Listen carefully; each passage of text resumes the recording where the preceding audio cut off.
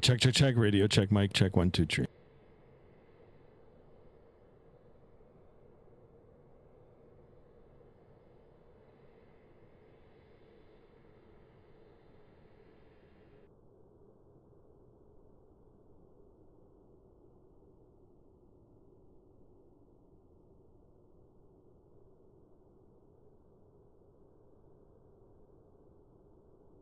All right, guys, welcome back to another stream, an early morning stream again today. Just better fits my schedule for today. Probably going back next week, we'll be back on our normal scheduled time, like 6 p.m. Eastern Daylight Time here in North America. Anyway, I'm going to go ahead and say hello to some of the people in the chat. It doesn't look like there's too many here just yet. Hopefully, we'll get some more people in here, and we'll get the stream underway. We'll talk a little bit about today's flight. And yeah, we'll get it going. Hold on a second. Let me just get one thing set up here. I just want to have a look at something, and then we will get it. Stand by here, guys. 1 second here. Today's flight. Let's get that all set in there. Perfect. Perfect. 1 second.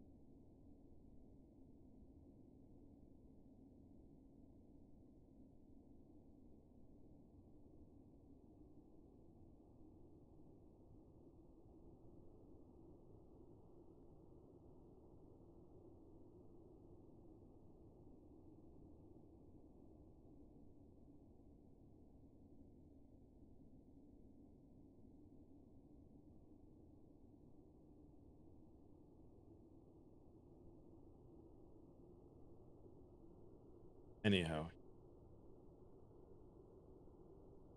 All right. Let me come in and say hi. Lagana in the house. Lagana, welcome on board. Hunter, welcome. Thank you so much for flying along with me. All right, guys, we're going to be doing a real world flight again in the A320neo. We're in the EasyJet livery. Today's flight is going to be from London Gatwick to Porto, Portugal. Flight time today, 2 hours and 3 minutes. Write that down. Block time 2 hours and 31, or gate to gate, and we'll be covering a distance of 845 nautical miles at a cruise altitude of 35,000 feet today. That is the plan. All right, guys, don't forget to smash up that thumbs up button. We're trying to get 20 likes, and of course, if you're new to the channel, please consider subscribing, smashing that bell to be notified of future streams. Anyway, let's have another look here. We're here at London Gatwick. Freeware scenery from flightsim.to. Same with Porto. I picked it up for free. There are payware versions as well. I don't know for Gatwick, but there might be for Porto. Yeah, we can have a look in there if you're considering buying it. There's an option for that. Anyway, here's the good old face cam here. Let's get it started. We'll do a... actually, you know what? Let's go outside. We'll do a walk. Let's do a walk around here. We'll just take a look.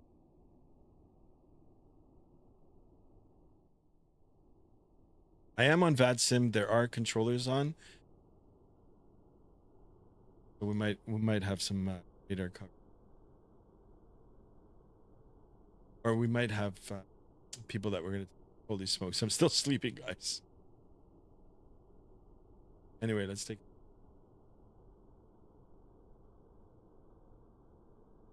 swing around. We'll take a look at Mr. Hunter's airplane. I guess that's Mr. Hunter.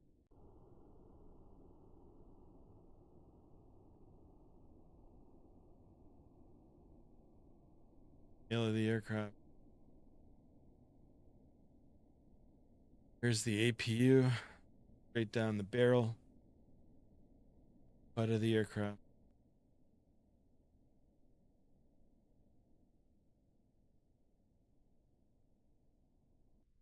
Actually, let's come back to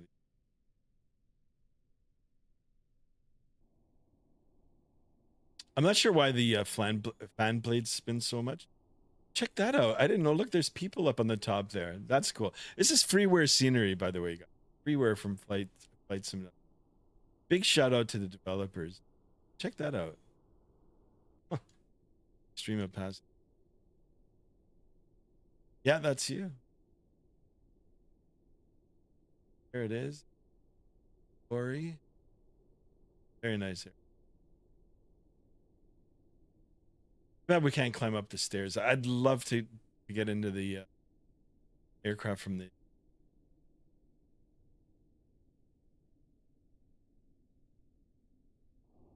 Gotta be a.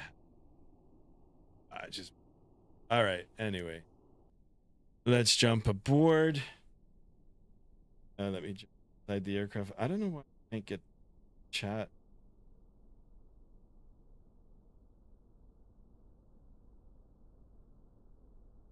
Claire Miller in the house.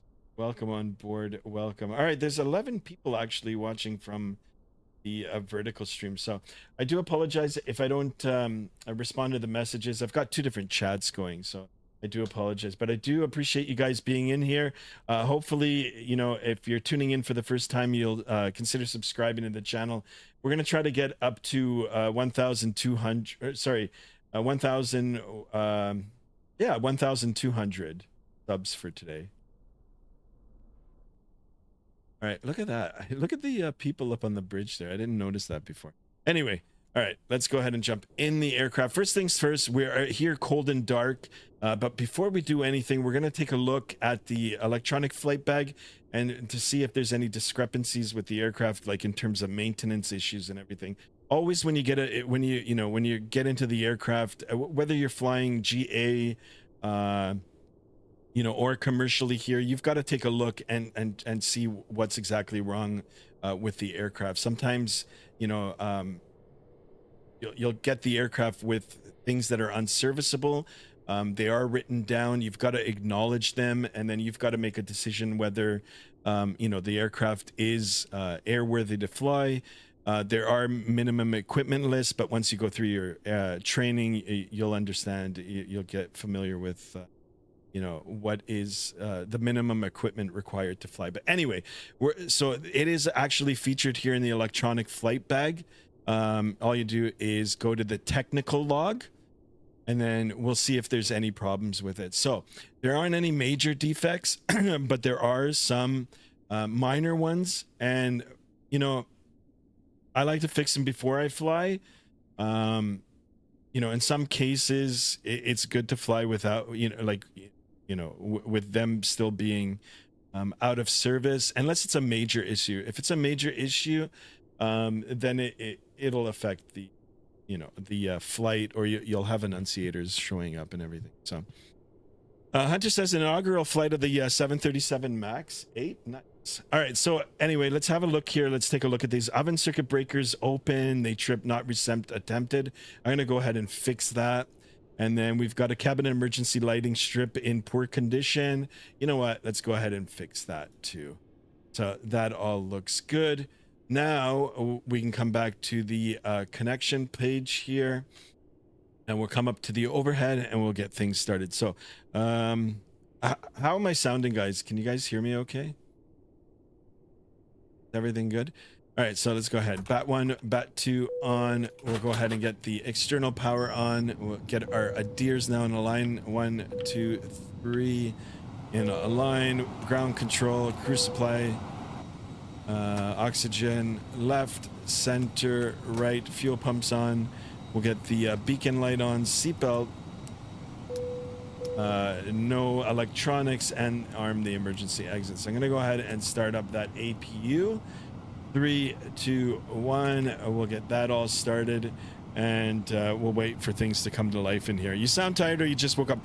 Yeah, I'm a little bit down today. Like, I've got allergies, and so I don't know. Sometimes sometimes it really bothers me. I'll try to wake up as we go here. Oh, okay.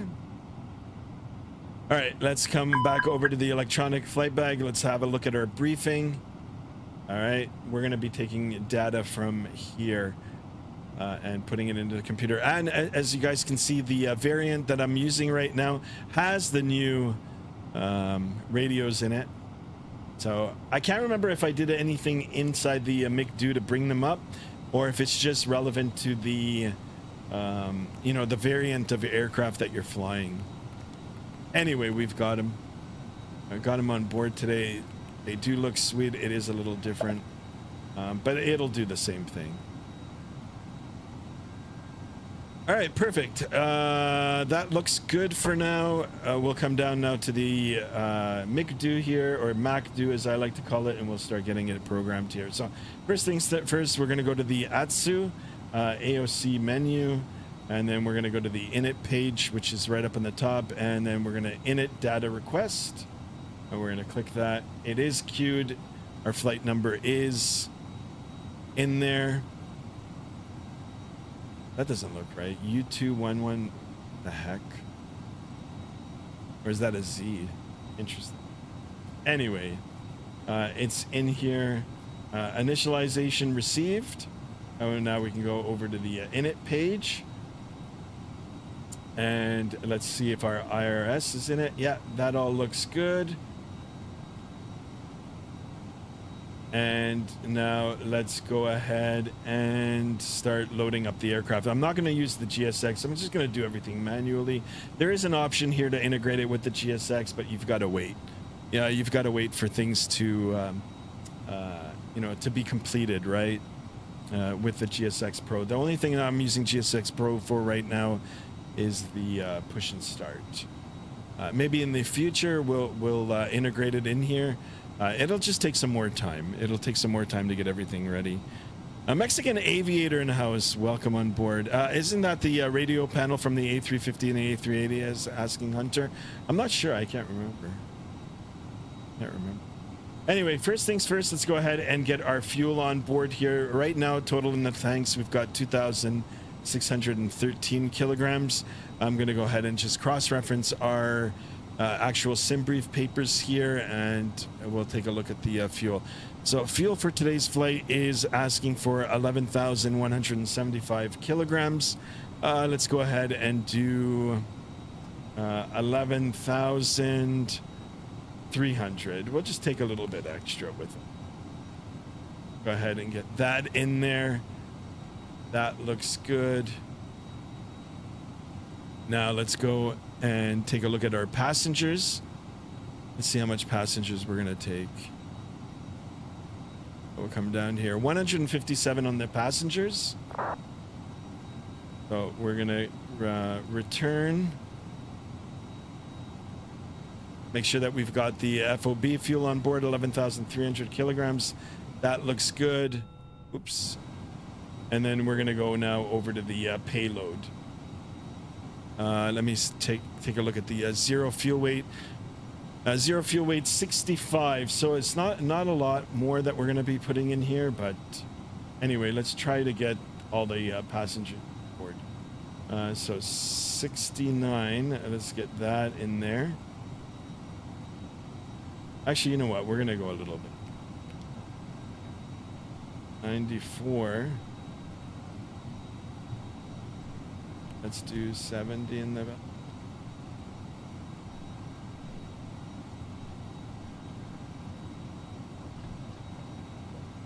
All right, 30 people. Oh, wow, look at that. It looks like there's 30 people watching on the, but it's not showing up on the vertical stream. Interesting. Ben, welcome on board. Good morning. They share some similarities. Panels in the Neo, he says. Yeah, so that's from the A350. All right. You know what? Let's take some of the passengers out of here. So let's do 60 for the middle here. That'll bring it down. And let's add a little bit of cargo. I'm going to try to get this right manually. And I mean, you could do it with the GSX integration here. Get a little bit of cargo in here, and let's get some of the, what was it, 64 for the zero fuel weight. Oh yeah, zero fuel weight 65. All right, so we can add, let's add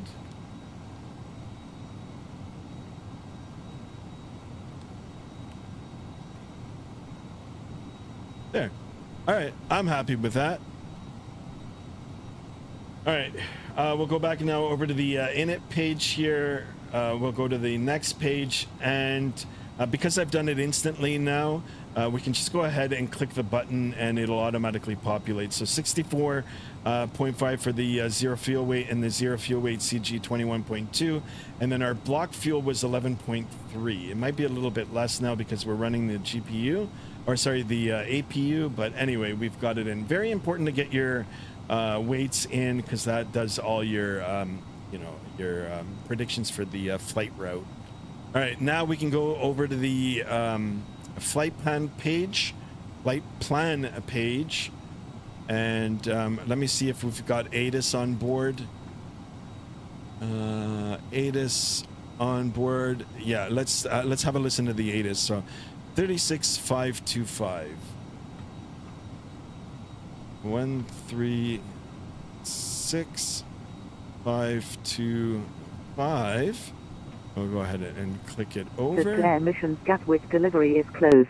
ATC service continues on Gatwick ground 121.805 when 100 at 7, when variable between 060 and 150. CAV OK. Temperature 27. 2.13. QNH 1023. Acknowledge receipt of information Foxtrot, and for departures, advise aircraft type on first. Contact. All right, so it's Foxtrot. I'm going to listen to this one more time. Echo Golf Kilo Kilo combined 8 is Foxtrot 1350 Zulu. Runway in use 08 right. Transition level 70. Notices to air missions Gatwick delivery is closed. ATC service continues on Gatwick ground 121.805 when 100 at 7, when variable between 060 and 150. CAV OK. Temperature 27. 2.13. QNH 1023. Acknowledge receipt of information Foxtrot, and for departures, advise aircraft type on first. Contact. All right, so let's go ahead and get that all programmed in here. 1023 on the QNH times 2. It doesn't do the standby one, but anyway, let's get that in. And let's go ahead and continue with the completion of our flight route here. Oops. Oops. Oh, no, I just shut it. Hold on. Stand by here, guys. It's 7 people in the chat here. All right, let me just bring up the stuff here.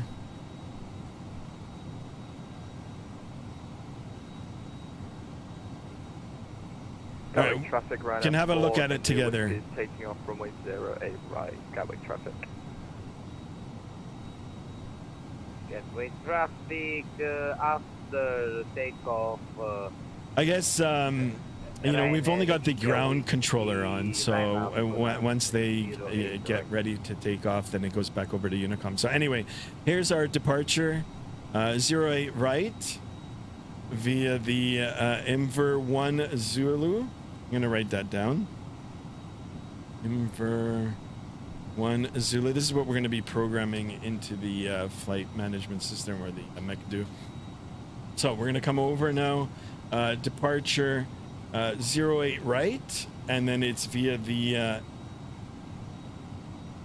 Invu 1 Zulu for the departure. We'll go ahead and insert that, and then, believe it or not, it'll be direct into Porto. So later on into Porto, our arrival will be, what was our arrival? 3-5. We'll do the RNAV. Is there an ILS? Oh, we'll do the RNAV 3-5 and no star. With the 3345 lineup runway 08 right. Okay, take a look at that. So here's our total distance now, 847. I put 845 for the total distance from SimBrief. That all matches. That looks good. We can go now over to the perf page. Let's get some of the perf numbers, and then we'll get ready to close it up and call up for our departure here, or for our taxi at least. So we'll go over to the takeoff section. You know what? Let's do the force toga again. Anti-ice will be off. We'll do 1 for the configuration. AC will leave it on. And we're going to be taking 8 right. So let's just, we'll take that. Calculate. All right, here are some of the numbers, performance numbers. V1 between 134 and 143, VR 143, V2 150. And it'll be flaps, I guess 1/up, 2.1 on the trim. So I'm happy with those numbers. They look pretty good. We're going to come now and we'll do uplink takeoff data. And there you go. Transition altitude, as stated in the briefing from the ATIS, it's 7,000. So we'll get that dialed in there too. And I think we're almost ready to go. We're going to call up and, request for push and start. Let me take a look at the charts here for the takeoff. Airport elevation, London control. Transition altitude, they've got it at 6,000. So 4,000. All right, there is a restriction of 4,000, so we'll keep it at 4,000. All right, I will call up and see. Let me see if the controller's still up. We'll call up and request for push and start. 21805. 21805.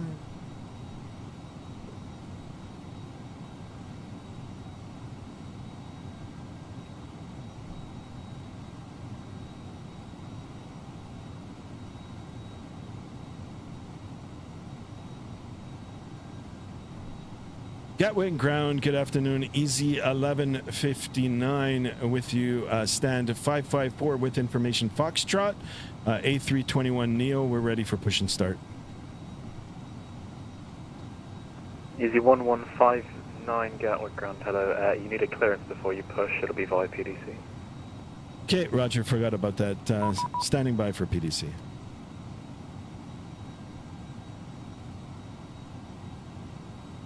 All right, let's see how different this is. All right, climb up to 3,000. Gatwick ground, easy 8359, stand 103, ready for push and start. 3512. Easy 8359, stand 103, push and start approved, face west. Push start approved, face west, easy 8359. All right, 3. Ooh, oh no, we're gonna come over here. No.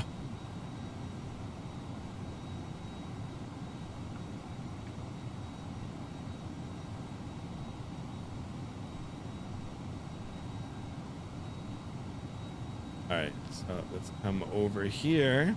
Gatwick ground, good day, Tomjet 1775. Stand by here, guys. 3512. Information, Foxtrot on board, type 737 MAX 8, requesting PVC. Tomjet 1775 Gatwick ground, hello, clearance via PDC.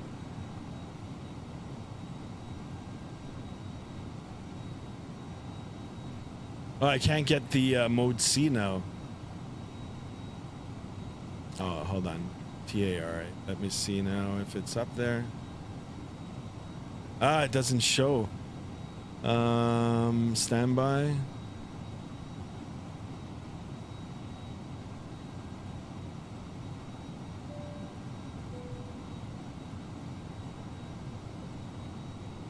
I can't get mode C to work now. Anybody know how to get mode C? EARA transponder 1 mode auto 3512.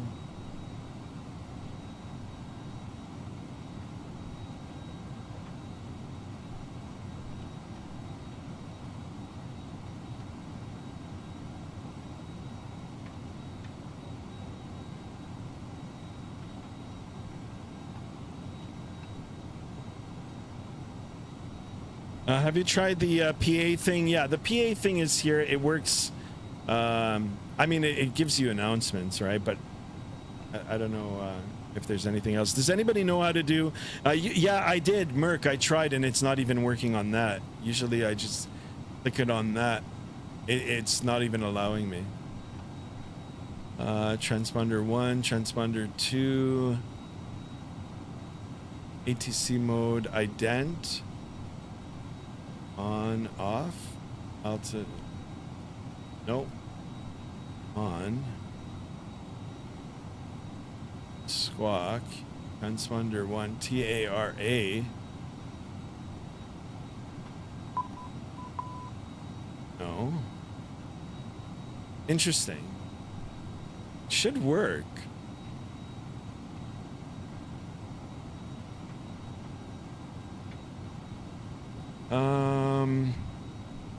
What are the flight plan? TA?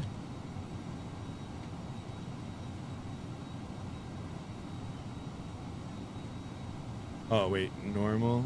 Okay, let's see. That might work. Nope. I can't get it to arm the squawk. Anybody know how to do it via Vatsim? The only other option is that I'll just disconnect off the Vatsim. Then we'll figure it out. We'll figure it out after. Transponder 2. Let me see if that'll work. Oops. Yeah, it's just not arming.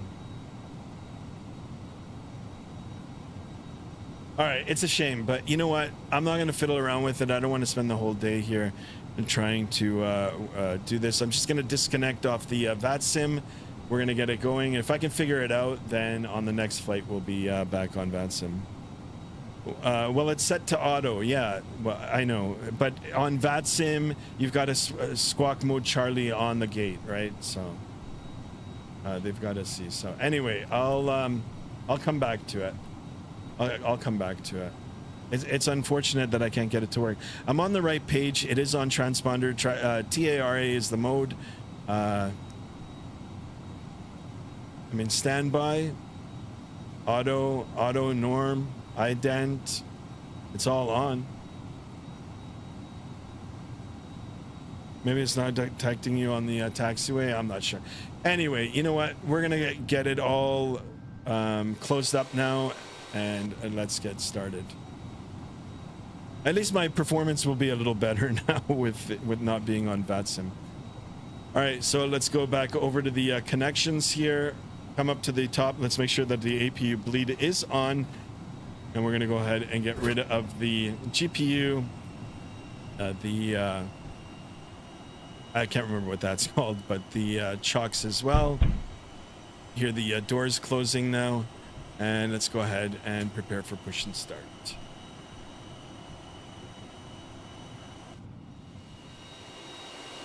So there goes the gate. Guys, I do appreciate you all being in here today again for the early morning stream, taking the A321 Neo out again for a second flight. We're doing a real-world flight operation. This is operated by EasyJet with service from London Gatwick over to Porto, Portugal.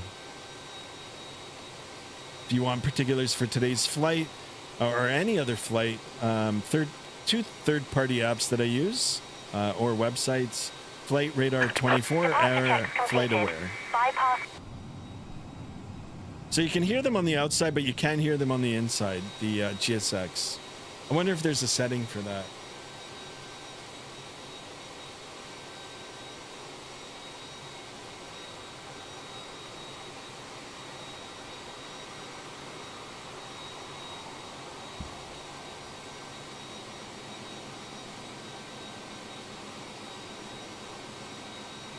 Yeah, Hunter, yeah. Once we get out of the airspace, I might just hook back up to the Vatsim just to see if I can get it to work.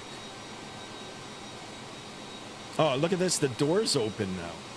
What the heck? Go ahead and close that.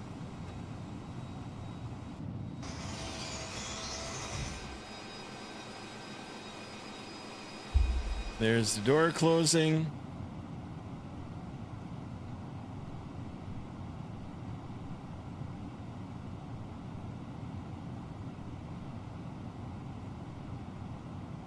Now we're being raised.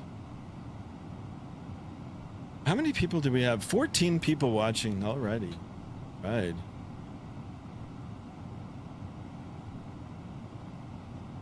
Jesus Q in the house. Should be the init knob on the radio panel for GSX. Init knob. Okay, I'll have a look in a second. Let's get ready for the taxi. So it'll be nose to the right. Ladies and gentlemen, boys and girls, good afternoon, and a very warm welcome to your flight today. My name is Norman. It's my pleasure to introduce Norman. the crew today. Working way at the front, we have Tim. In the center, very shortly is Carl, and up rear, we have John. Ladies and gentlemen, we are here for your comfort, but primarily for your safety. With that in mind, please, we do ask for the 2 minutes of your time whilst we take you through the safety procedures of this aircraft. Thank you.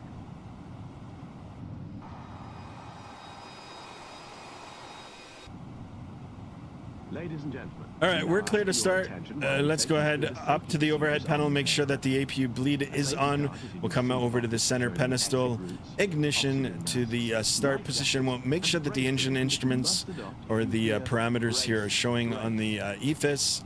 And all we got to do now is introduce the fuel, N2, EGT, N1. Please be aware that your nearest exit may be Should be the init knob on the radio panel for GSX.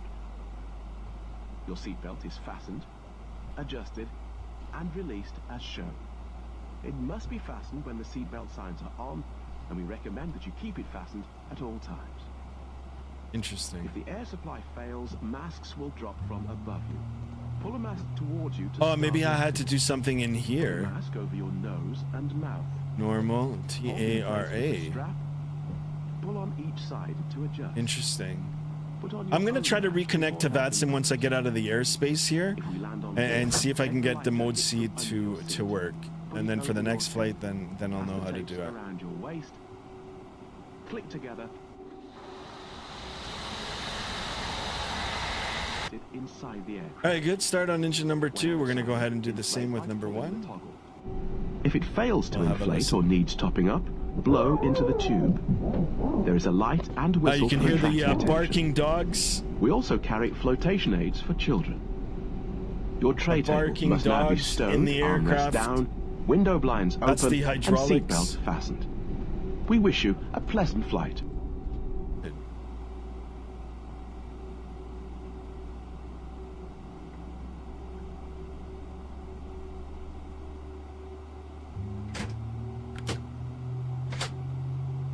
What the heck?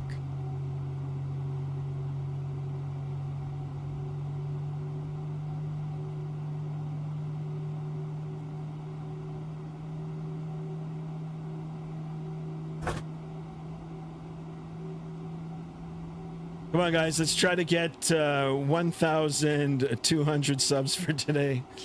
And, of course, as many likes as we can. We're aiming for 30 likes for today's video. All right, so we've got 2 good engines now. We're going to come up to the overhead here. Master APU can come off. APU bleed can come off. We'll put the strobes in auto for now.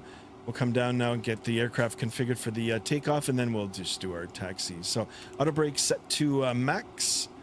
Our flap setting will be, we'll go to the flight controls here. It's 1/up 2.1.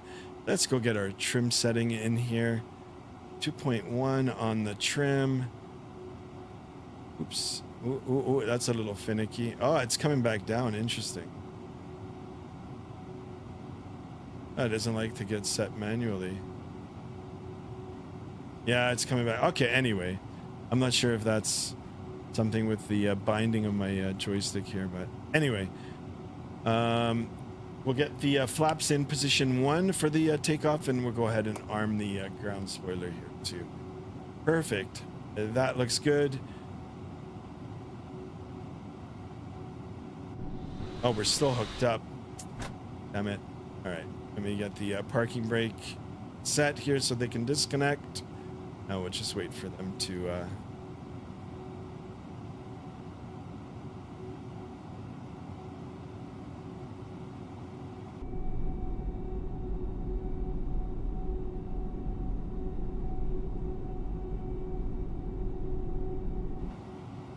Your Sim CFI, everyone in the Neo Eye, how you like it? Yeah, I did a flight on it yesterday. Actually, you know, right place at the right time. I was updating all my stuff, like all my Sim stuff, to do a flight yesterday. Saw that it released.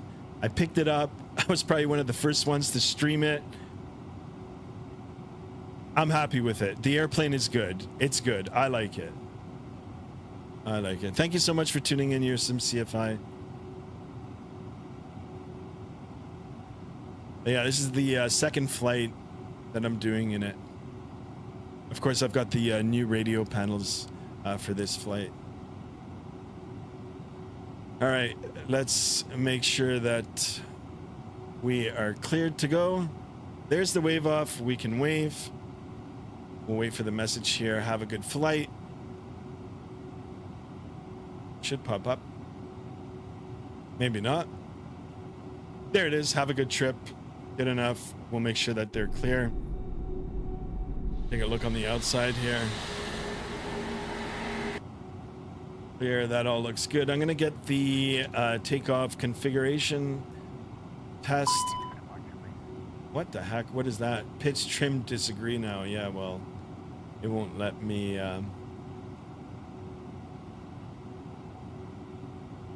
see if it let me... Oh. Oh, now it worked. All right, that's all good. So that's good. We'll go to the engines. Predictive wind shear. We'll get that in the auto. Parking brake off. And let's get ready to go, guys. Let me connect the tiller here. We'll go. No need to make radio calls here, guys. I know where I'm going. You know, we're not online. All right, 23 people in the chat already, guys. Thank you so much for tuning back in for today's flight. All right, clear on the left. Clear on the right. So as I mentioned it yesterday, the rudder pedals, they feel really, really good up to a certain point. And then after a certain point, it just gets so, like, they're like overly sensitive. It just flings the, you know, the nose of the aircraft into the direction that you've got the rudder pedal. Head across here. And then once we get airborne, we're gonna perhaps reconnect to the Vatsim if I can get the mode C to work, and then we'll try to catch Mr. Hunter in the sky.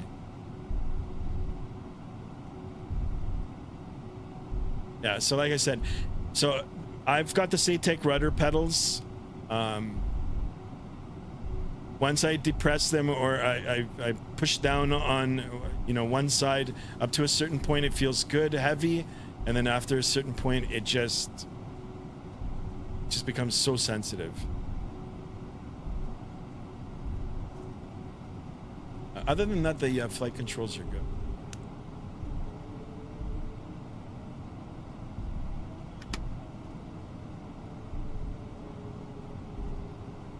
Sky, you sure you're not disconnected from Vatsim? Yeah, I'm disconnected from Vatsim for now. And it's just because I couldn't get mode Charlie to arm, mode C to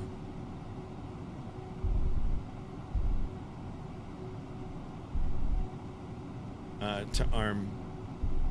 I think I had everything set up on the panel, right on the radio panel here. But it just wouldn't, like, there's a bypass feature on the actual vPilot app. All you got to do is press it, press mode C, and then it'll automatically bypass, and you'll be squawking mode C. For some reason, it wouldn't even allow me to do that. So I don't know if it's bound to something, like the buttons are bound to something.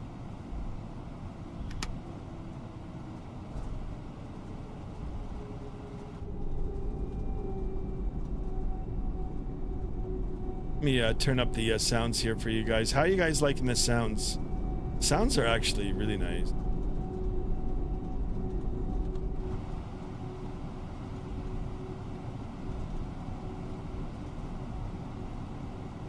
So we're gonna go all the way over here to the end, and then we're gonna go across 8 left, and we'll take 8 right.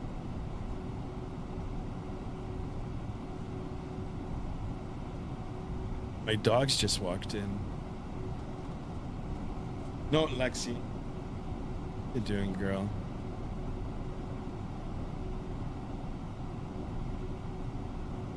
Let me go ahead and ping the attendants here. Flight attendants, please be seated for takeoff. Thank you.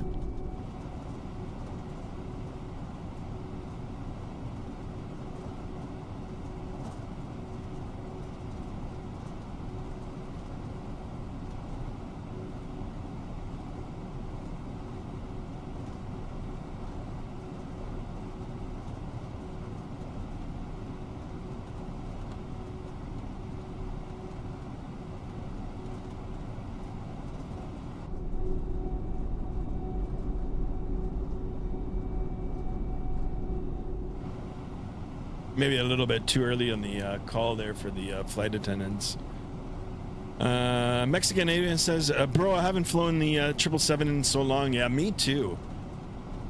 Actually, I bought the 200 variant and I flew it, I think, once or twice. We'll get back into it, but guys, for the next week, I'm gonna be just in this aircraft. Of course, we'll do different. You know, different liveries. We'll do different parts of the world, but I'm gonna fly this. I get my $100 worth.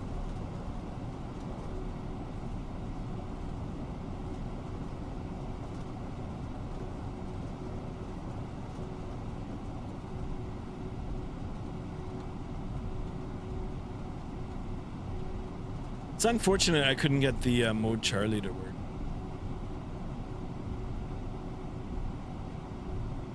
All right, so all the way, you know what, we're gonna just cut across here.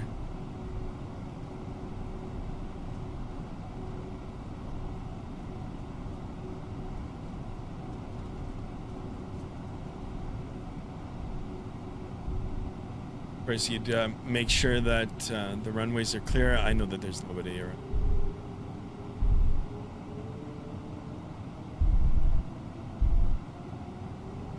All right, let's go ahead and get the strobes on now. We'll get the landing lights as well. We'll do the turn off lights. We'll do one more ping for the flight attendants. Let's take position.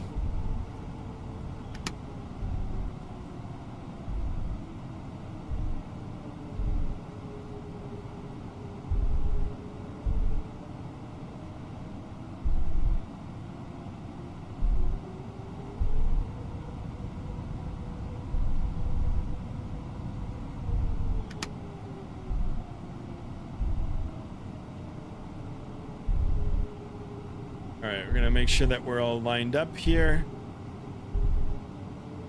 We're on the threshold. All right, let's see if the wheels are all lined up. Everything looks good. Now we can go ahead and disconnect the pedal here. All right, guys, if you're ready, I'm ready. We're gonna force a toga here, and we're gonna get out of here. So, throttle's up to 50%. Gonna make sure that the engines are spooling up in sync, or at least almost in sync. They look good. I'm gonna go ahead and hit that chrono, and let's go toga here, guys.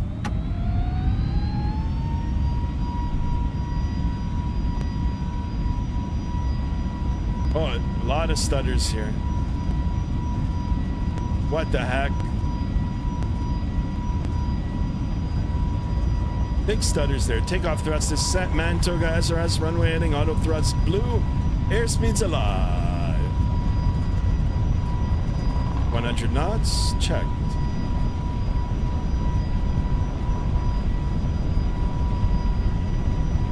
B1. Rotate.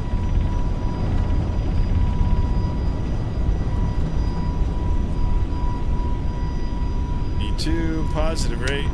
Big gear coming up.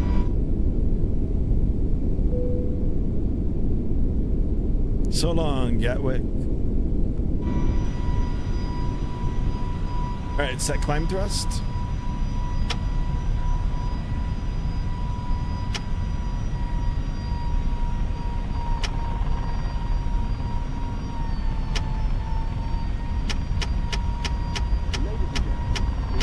What the heck? While the seatbelt sign is on, we recommend that you keep your seatbelt fastened whenever you are seated. Toilets are located at each end of the cabin. Remember that smoking is not permitted at any time. This includes e-cigarettes. In just a few moments, we'll commence our in-flight service, offering you the chance to purchase from our selection of fresh food available. All details can be found in your in-flight. Brakes are hot. You can also purchase a selection of hot beverages together with drinks and snacks from the bar. We accept payment in pounds, euros, most major currencies, and debit or credit cards. A lot of stuttering here, guys. Greatly appreciated. And if we can be of any further assistance, you just ask us as we join you in the cabin shortly. All right, speed check good. Flaps coming up. I'm going to go ahead and get the autopilot turned on here.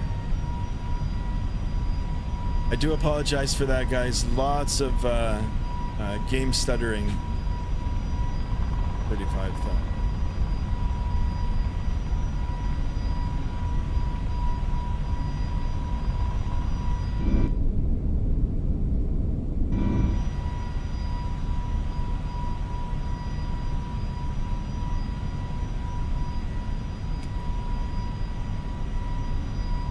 Not sure why my brakes are hot. I wasn't even using the brakes.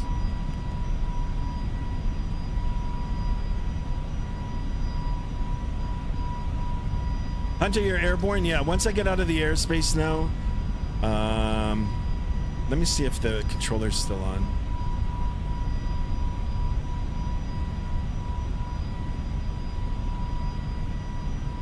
Actually, there is no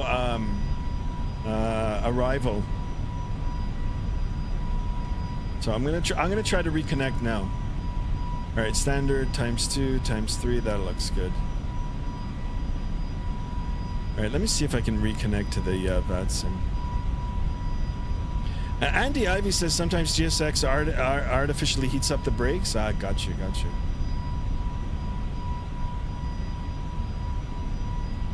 I mean, I don't know how good it is to have hot brakes inside the inside the belly of the aircraft, but.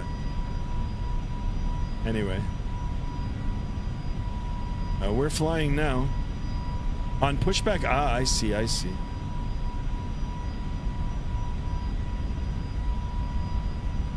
right, I'm not sure why on the takeoff roll it just completely.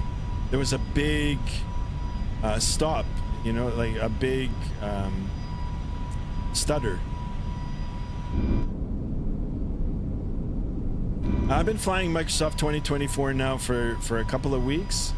No real issues other than this one just now, which isn't really an issue. Sammy Cook's in the house. Welcome on board. When I want to disconnect the GPU in the connection page, it doesn't let me, and I can hear a knocking sound. Any reason for that? The knocking sound might be, a doors closing, but the GPU. Once you press the button here, it should disconnect.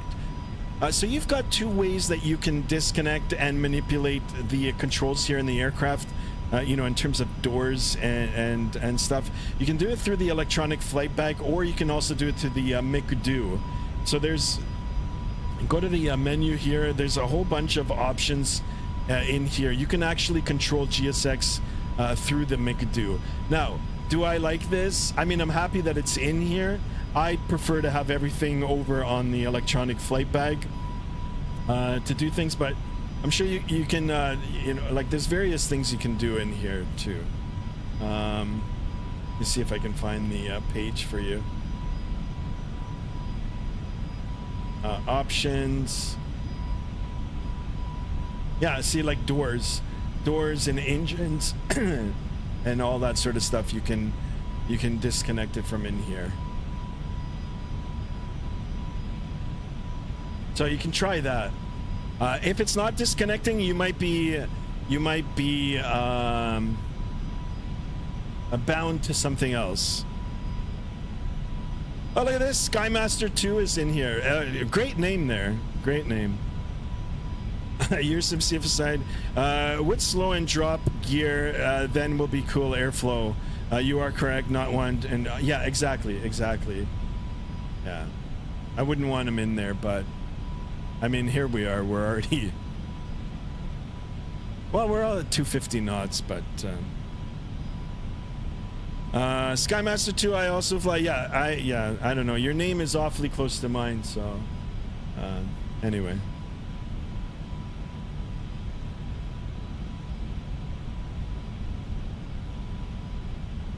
All right, let's see. You know what? I'm going to go ahead and clear that message. Let's go ahead and clear that. All right, we're way above 10,000 feet, so we're going to go ahead and do an after takeoff check here. So let's go ahead and turn off all the lights. That's all good. We're going to go ahead and turn off the seatbelt sign as well. We'll make sure that the auto brakes are off. Gear is up and locked. Flaps are up, and now we can go ahead and disarm the spoiler, and everything looks good.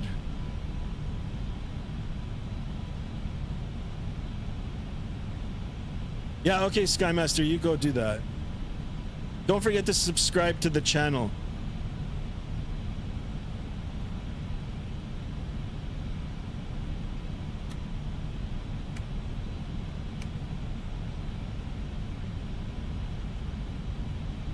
All right, here we are.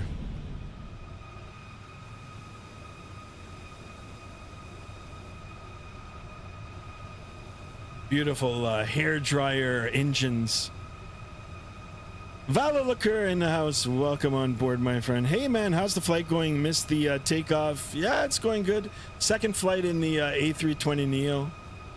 I did a flight yesterday. It was one of the first. I was, like I said, like right at the right place at the right time. Picked it up. They did a stealth drop. They didn't even announce that this airplane was coming out. It was pretty good. Jensen 308 says I can't even land. How come? All you gotta do is practice. You'll get it.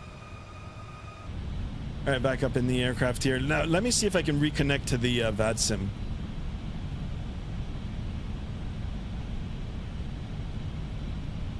Oh, now because I'm airborne, it is squawking mode C.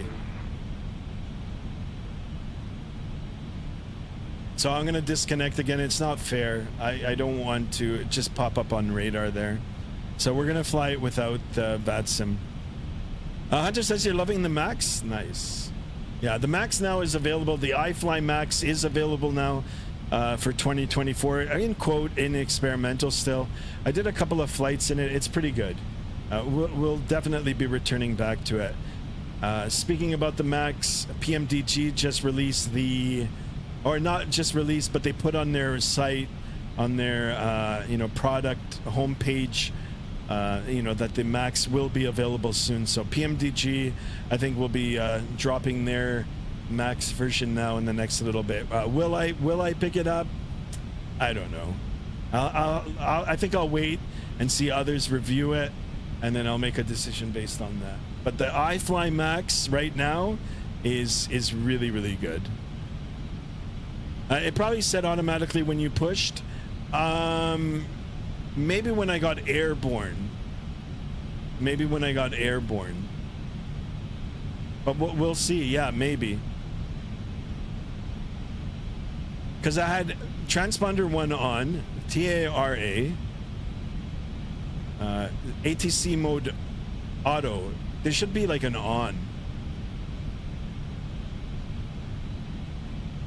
Ident, squawk ident, that's pretty cool. Menu. Well, let's just play around with it.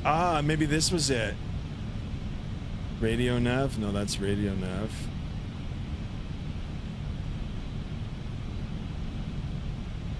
Menu.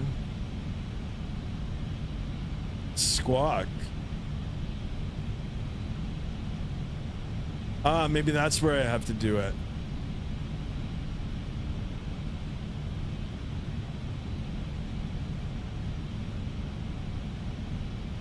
I'm not sure.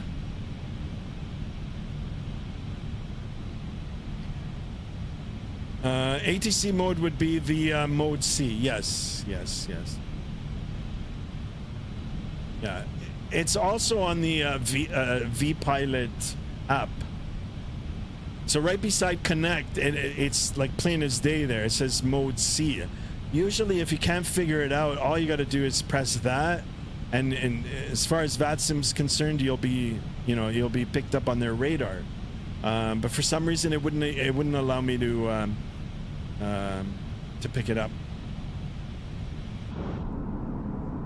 It wouldn't allow me to be connected to mode C.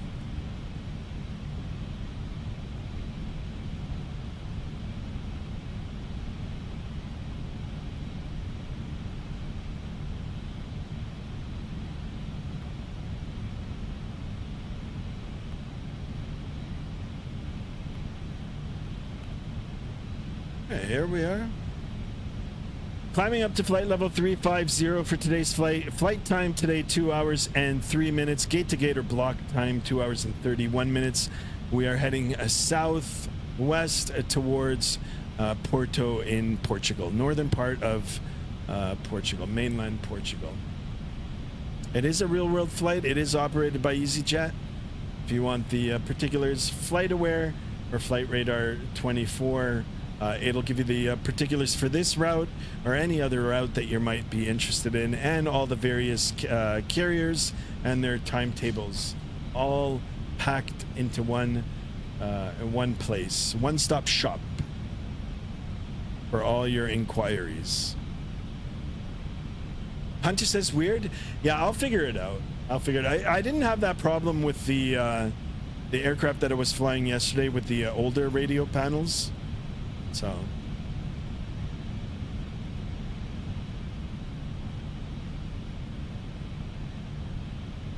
they really should change to mode S on VPilot if you only have a mode C transponder. No Yankee as for you, lol. That's my OCD pet peeve. No why. Well, there you go.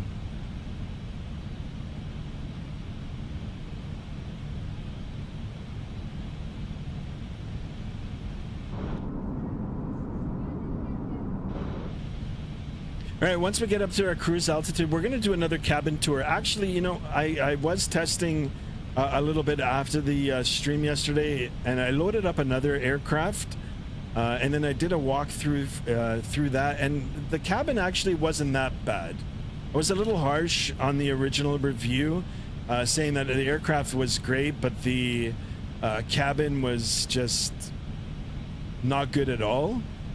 You know, like the level of detail and the way that it looked, but I loaded into another aircraft and it was slightly better. So we'll have another look at it again once we get up to cruise altitude, and then you guys can judge it for yourselves. No TCAS without mode S, sorry, autocorrect. You're a Sim CFI, you're eating too many steak sandwiches. I'm joking. By the way, that steak sandwich, oh my god.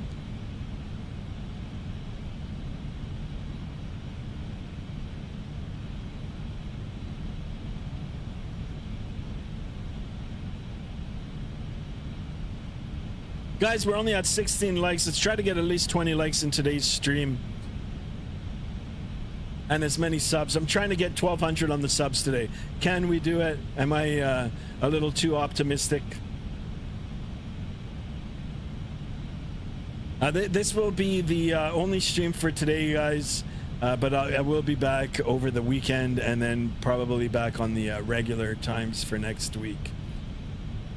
Guys, believe it or not, well, you'll have to believe it because it's a fact.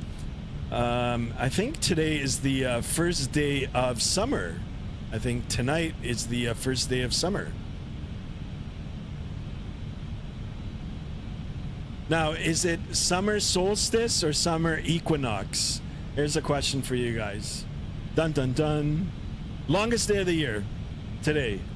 After today, the days are going to start getting shorter. And plus, for us here in Southern Ontario, here in Canada, we're expecting a heat wave for next week. So, looking forward to that. So, what is it, guys? Equinox or solstice? Summer solstice or summer equinox? Hunter, if you're asking, I don't know what they're teaching you in school. Your SimCFI says right from Philly. Oh my god. Listen, just get me a pass, and I'll ride shotgun. I'll ride jump seat, and I'll come. I'll join you on one of your flights. I'll buy the Philly cheesesteaks. I'll buy them. Andy says solstice. I think you're right. It is summer solstice.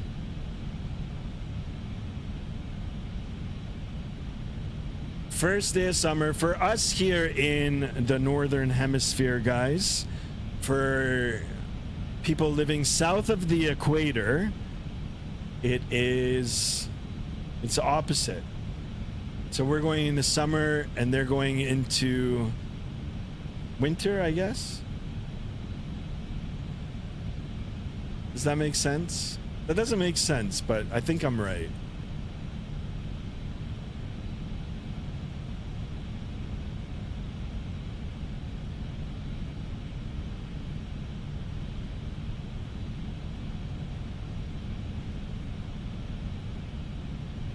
Yeah, I'm right.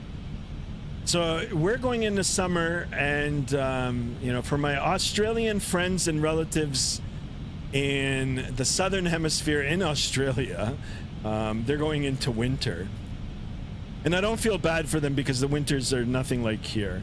So in their winters, they're probably on the beach tanning.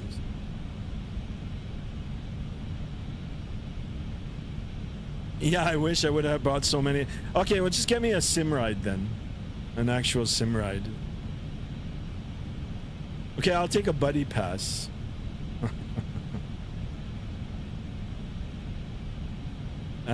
Andy Ivy says, yeah, it's winter solstice for the southern hemisphere. There you go, my man. You got it. You got it. A little bit of science and geography, I guess you can call it.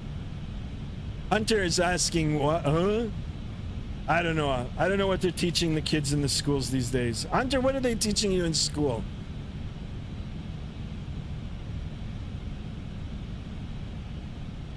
Lots of rain, yeah. I think when my wife and I went to Australia many, many years ago, it was winter for them. We went to Melbourne, and there were a couple of days where, I mean, like, I'm shaking my head. I don't think I've ever seen that much rain in a long, long time.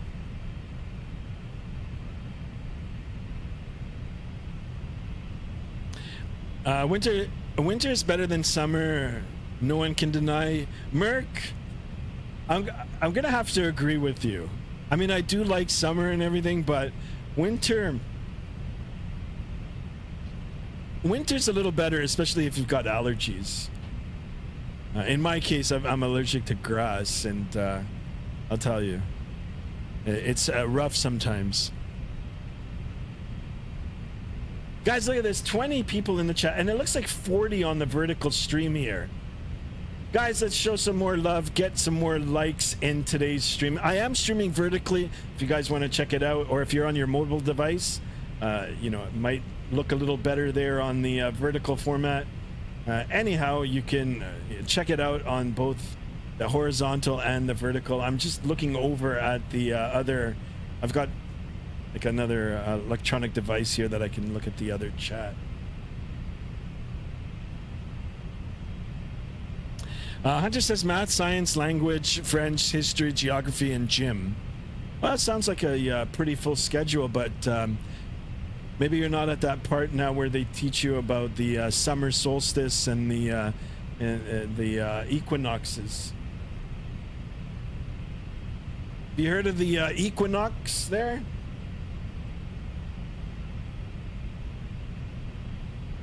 There you go, your SimCFI. Much love for that. Thank you. He's just jumped over onto the horizontal, or sorry, the vertical stream. I'd say solstices fall rarely into science. Yeah, I guess you're right. I guess you're right. Just like that, you know. What would it be under anyway? Probably geography. I don't know. I think there might be some science in that too. You know.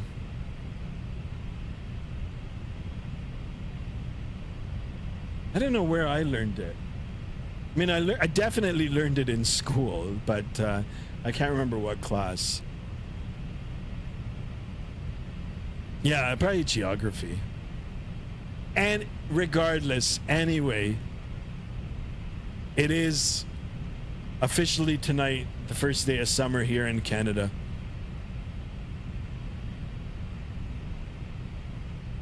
And what a better way to start than a good old heat wave now for next week. So they say, so they say. I'm not sure what was happening with the weather here yesterday in southern Ontario.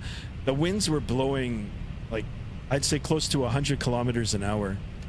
I don't know what was going on. I would have been nice if, what's his name? I can't remember the streamer. Wake Turbulence. Go ahead and check him out too. He does plane spotting here at Pearson Airport. Yeah, I thought for sure he would have been out there watching the airplanes fight it on final there for the landings in the gusty winds. Aviator Anno in the house. Welcome on board.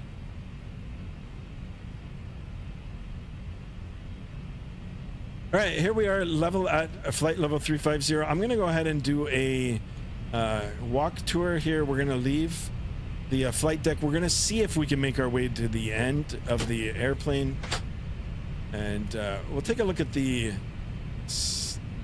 cabin.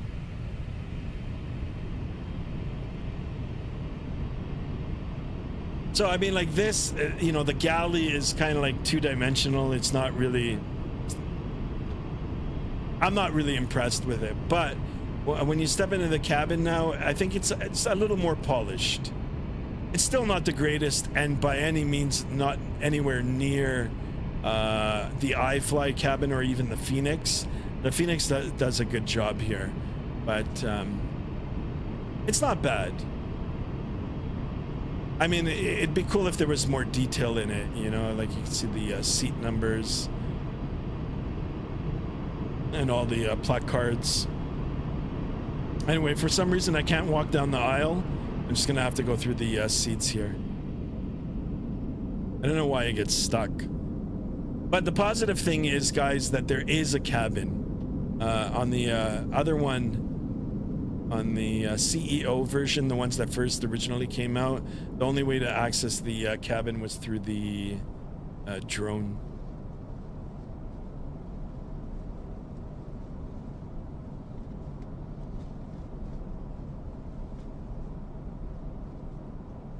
I mean, it's not that bad. I mean, it's not bad.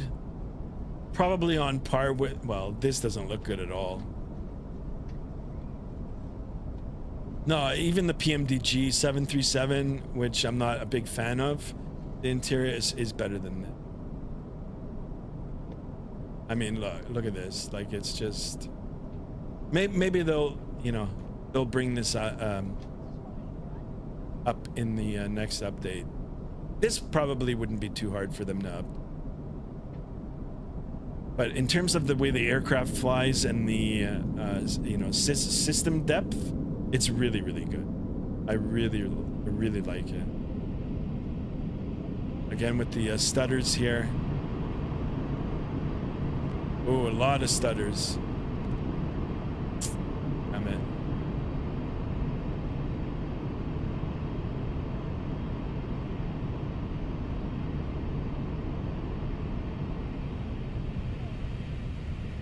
This looks good. All right, back in the captain's chair here.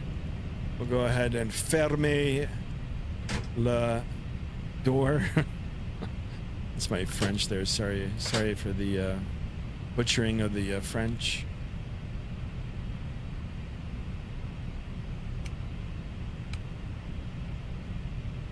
All right, let's take a look at our primary flight display here. We're on our target speed. I might be able to bump that up a little bit. Actually, I will. I'm going to get it closer to the red line. But right now, we're traveling 0.781 on the Mach, and we're holding that speed on the attitude indicator here. blue side up, a brown side down. We're on the flight directors right in the middle. That looks good. We're holding our targeted air altitude, flight level 350 or 35,000 feet. We're in the standard pressure region. That looks good. If we go down and take a look at the navigational display, we're on our track. Slight crab due to the winds. We've got a crosswind here, 282 at 41, so it's pushing this way. We're putting the nose into that wind, so we're actually moving across like this. You can see our track line here is 197, and we're, we've got the nose pointed here at what, 202 or 3 perhaps. Ground speed 449 knots, true airspeed 450. Novan is our next point. We can cross-reference it with our McDo here, and that all looks good. Parm Ishwar Uja just subscribed. Welcome to the channel. Welcome on board. Oh, CST Gaming in the house. CST, welcome on board. Sorry, guys, I didn't see the chat. Windy Aviation, good day to you too. The aviationist in the house. Owls in the house. Pereira. Good day to you guys. I can't squawk mode C with the aircraft on V-Pilot with the DRAMs.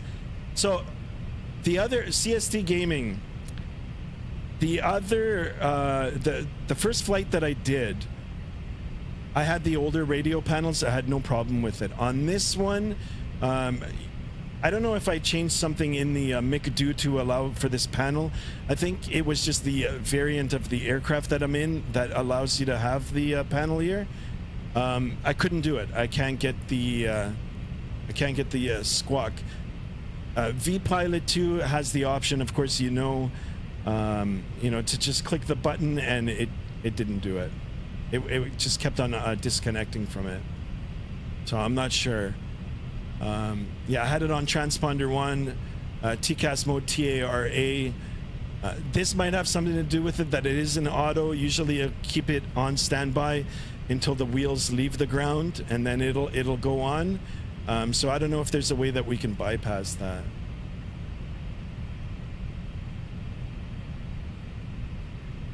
Anyhow, this is the newer panel, I guess. Looks pretty good. But thank you guys. Thank you so much for tuning in.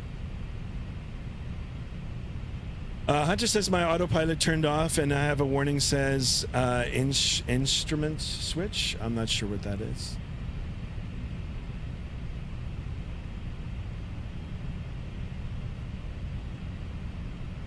Thank you guys. Thank you for tuning in for this early morning flight. Okay, so not just me. It must be a 2024 bug. Yeah. Guys, if you haven't checked out CST Gaming, he's another streamer. I'm sure you guys have heard of him. Go check him out. Same with Your Sim CFI. And of course, Owls. Go check him out. Drop a like and a subscribe for them as well. They produce some great content. Windy Aviation as well.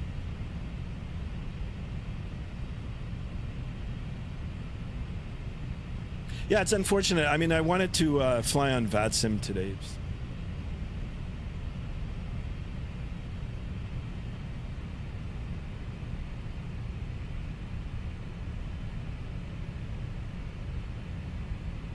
All right, let's jump over to the first officer side here. We'll get a perspective of the first officer side. I'm not sure why the brake fan light is still on. They still can't be hot inside the wheel well here. Yeah, they're still hot. That's not good. I should not have retracted them. And look at how hot they are too. There's no way they should be in the belly of the aircraft this hot. Anyhow. Hunter says fixed it. Nice.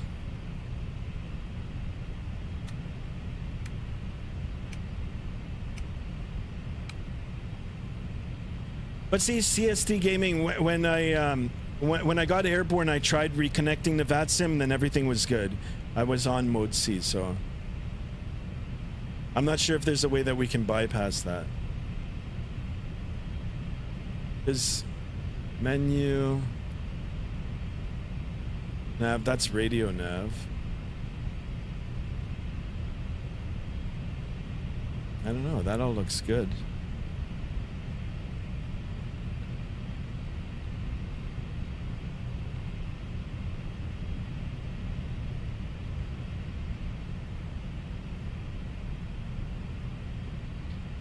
Your SimCFI says, once had a captain cook the brakes on taxi. Took 32 minutes to cool them down for takeoff.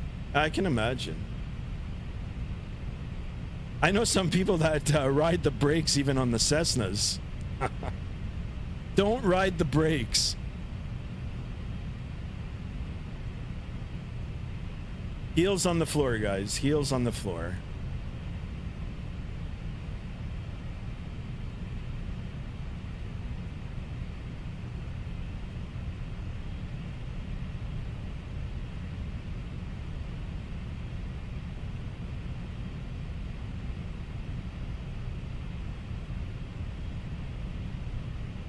Have a look on the outside here.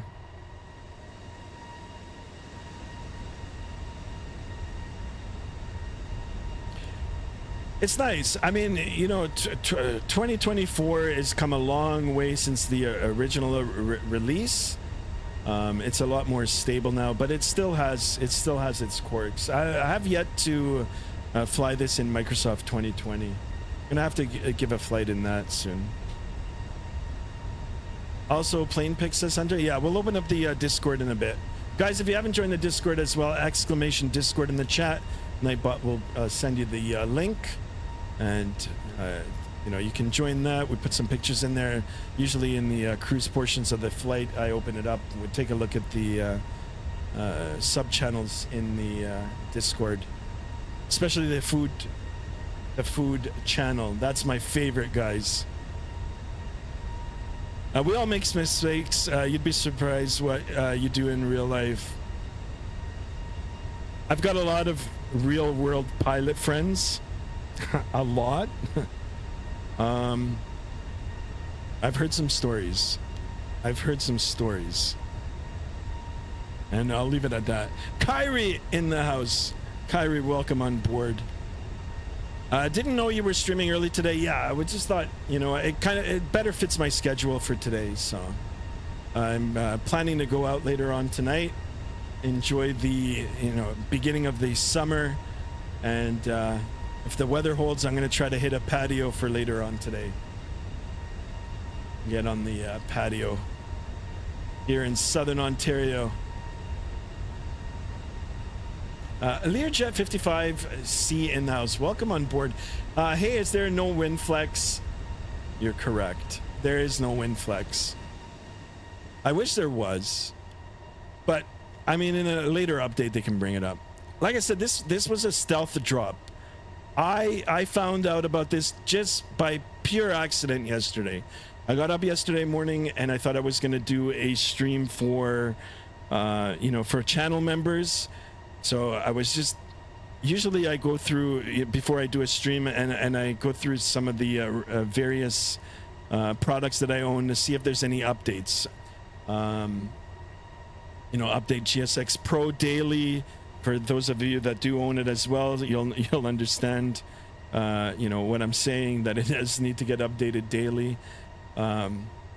Yeah, and then I got an email for this saying that there was an update for the control panel for the fly-by-wire. So I downloaded it, and then I went through the sections to download the various aircraft, because I do own the A321 CEO. Updated them, and as soon as I finished updating them, it gave me another option for a Neo. And I thought, oh, okay, cool. Maybe this is for free. So I put in my credentials from the previous aircraft, and it said no, invalid. So I went on the site, and I was like on fly-by-wire, or sorry, not fly-by-wire, FSLabs. Went on their site, saw the aircraft, looked at the price, and I was like, yikes, I don't know if I'm going to do this. And then something just said, you know what, just go ahead and just do it, buy it. So $100 later, I bought it, and I was like, you know what? I'll just stream it. And there you go, stealth release. And like within like 6 hours, I guess other people found out. And yeah, here it is, stealth drop. Hopefully not a drop like Aerosoft did. Yeah, right. I'm really disappointed about that. I really wanted that A330 to be something, especially like I'm coming from P3D too. I was a big fan of P3D. I owned a lot of products. Now, the A330 even in P3D. Anyway.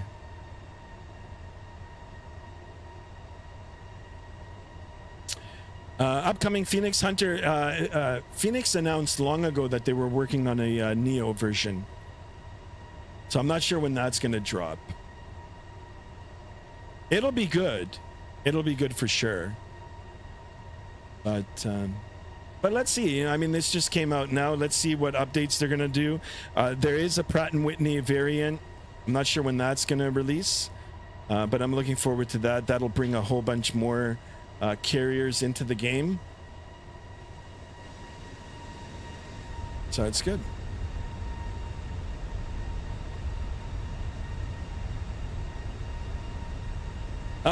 Congrats on that stream, by the way. 2.5k views. I know, right? Finally, my first one. Owls, thank you for that. I do appreciate it. Hopefully many, many more.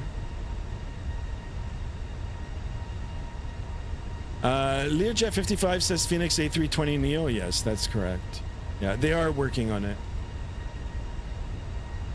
And also PMDG now shortly, like soon, will release their version of the Max. Yon Chi in the house, welcome on board. The FSLabs are doing an A330 now. Don't say that. Don't make my mouth water early in the morning. I'd be so down for that.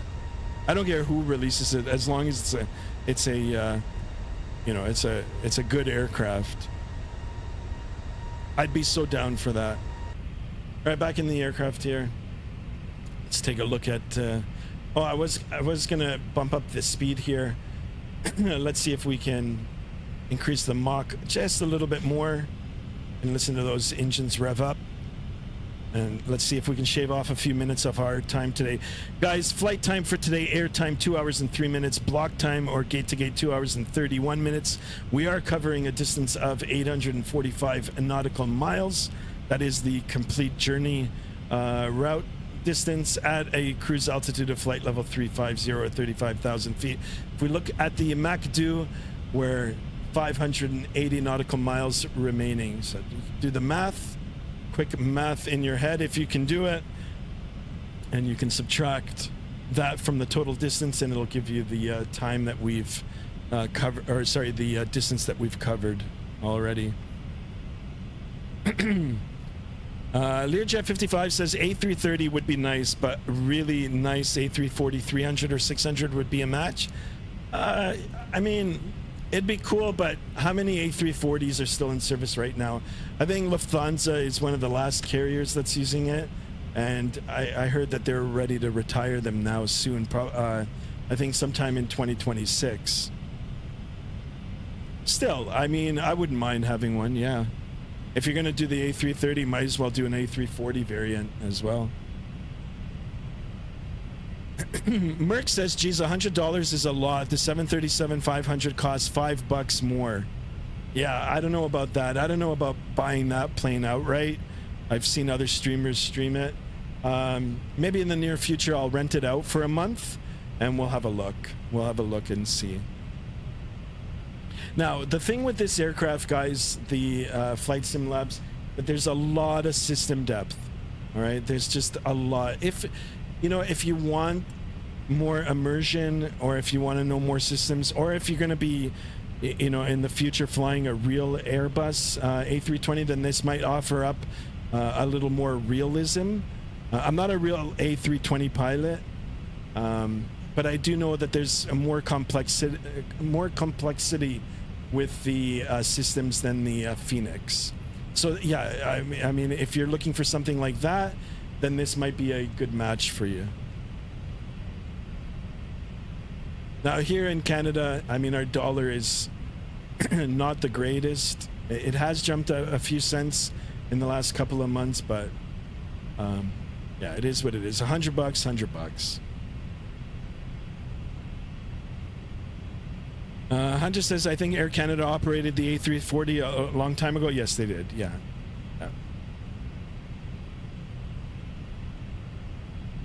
And the 747 too. Air Canada was a lot smaller before. There were two airlines. There was Air Canada and Canadian Airlines, and then they merged.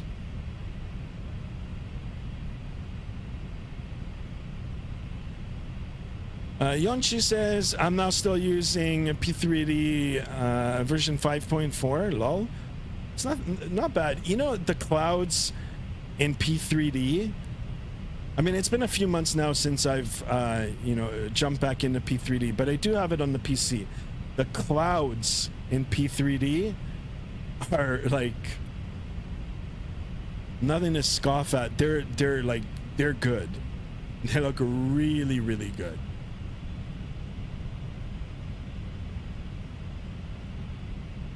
Where's the A321 tail strike caution? The placard? Yeah, you're right. I don't see it. Yeah, usually there's a little placard here. I'm not sure. Maybe it's someone else who's put up the livery. You know, who's developed the livery. Or maybe just, you know, EasyJet pilots are so good that they don't need it.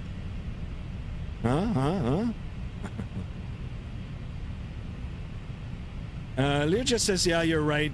Thing is, any A330 and so on, every developer is doing basically the same thing. I would love to have an A340 or a grade 787. That's... I think I'll stop. I'll read it first and then I'll stop there. 757 is coming. I'm so looking forward to that. The 757, 767. 787, if someone would develop one, you know, I'll pay another $100 for it. You know, they depending on the version of Flight Simulator that you buy, I think it's like the deluxe edition for 2020, the 787 was available. And on this one, I think it's 2 tiers above. So I looked at the pricing. I would have to pay like almost another $100 for me to get like a default version of the 787 in Microsoft 2024 that someone on the outside has a mod for. And I was like, nah. It'd be so cool if someone develops one third party and puts it out. I can't remember the name of the developer. There was one for P3D. It's on the tip of my tongue. I can't remember. It wasn't bad. It wasn't the greatest, but it wasn't bad.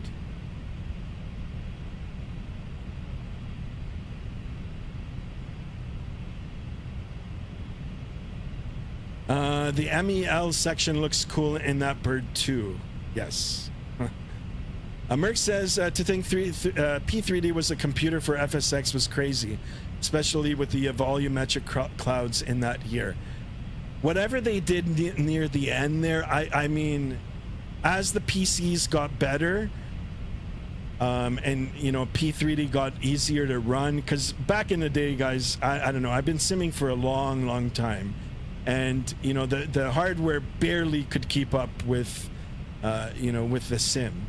And even though the actual foundation of the sim was like so old, you know, running it off of one core and all that sort of stuff, where you'd have to go into a CFG file, and there was like a million tweaks that you would have to do in order to optimize. But yeah, anyway, as the computers got better and P3D got easier to run, I mean, those clouds before Microsoft 2020 came out, I was like, damn, these clouds are looking really, really, really good. If you're into the whole cloud thing.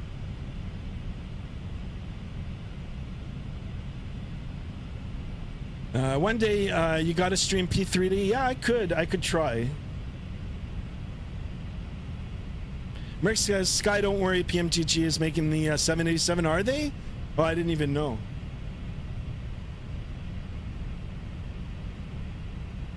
Let me go back on the other chat here. Sorry, Oscar Reyes in the house. What's your experience on this aircraft so far?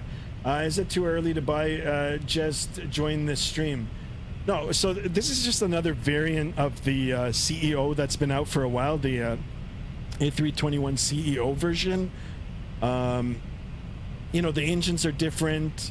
You know, the radio panels are different. The sounds are related to the engines. So in that respect, it's good. The aircraft is good. If you want to put a Neo in your fleet of virtual airplanes, definitely buy it. I mean, it's the only one out there now, right? That's good. If you're looking for something free, then fly-by-wire.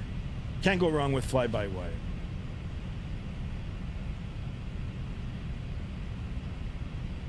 Anybody else in there? The aviation is... Oh, I think I said hi to you.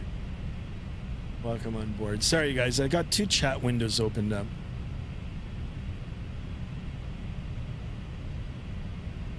Quality wings. Yes. Yes, Yonchi. Yes. Quality. I own that. It wasn't... I mean, it wasn't bad. I was a little disappointed when I bought it. I thought it would be a little bit better than what it was, but it was okay. It was okay.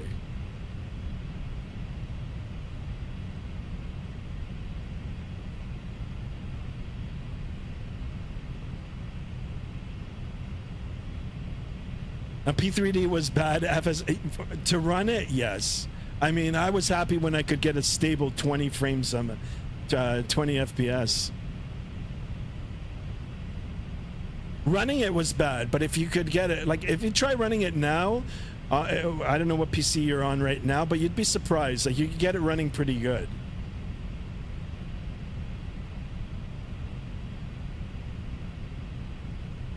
There was one airplane in P3D that I just absolutely adored. Like, I mean, I loved it. I loved it. It was the TFDI 717, the Boeing 717. I loved it. Loved it.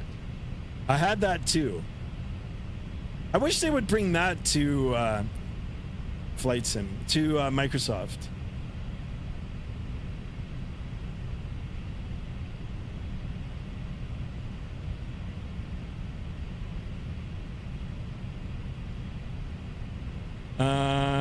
Hunter says, yeah, I have an A321 Neo by Latin VFR. Oh, yeah. That I don't even count that. Now, Latin VFR's got some okay scenery, some good scenery, actually. But in terms of the aircraft, I mean, I to be fair, like, I haven't owned it, so I can't give you my personal opinion. But what I see other people saying about it is not that good. Yeah, there you go. Here's some CFI. I don't know if I said it before you. I'm just going on the chat right now. The TFDI was the 717 was good.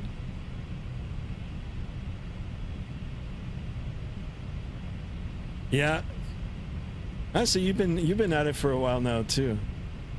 RGNL in the house. Welcome on board, my friend. Are there any noticeable issues with the plane so far?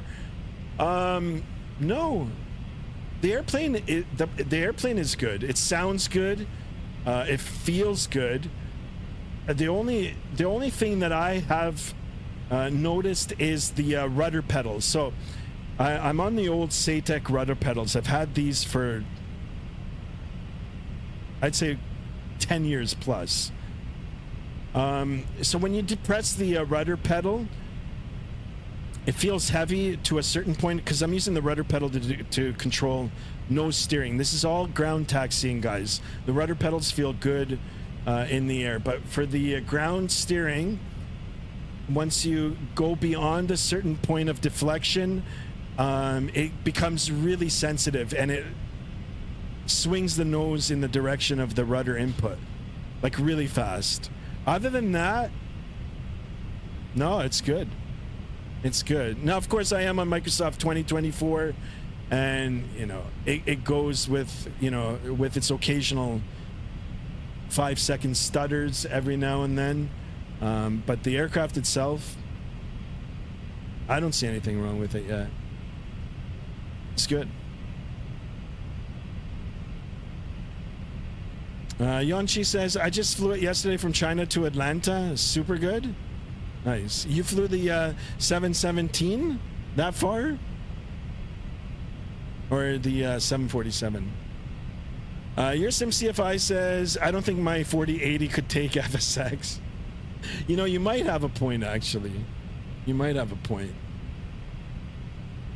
My all-time fave FS memory is FSLabs Concorde. Yes. I never owned that one. You know, but they do have it displayed, you know, when you're loading into the into their control panel there.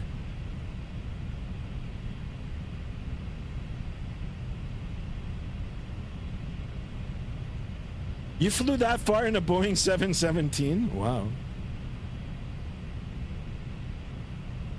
I used to use the PMDG 747 a lot on P3D. That was a great aircraft. Fantastic. I heard they're working on that too. PMDG. PMDG's been around for a long time. I've given a lot of money to PMDG. A lot. A lot. Because every version of P3 that came out, they would charge you for it. But you know what? The product is good. If the product is not good, they wouldn't have repeat customers. So they're good. I mean, they've been around for a long time, and they're good. They're good. The 747, amazing. Yeah, I can't wait until they make the 800 for the Microsoft, for the Microsoft Flight Simulator. Your SimCFI says 13 to 14 years or so. Yeah.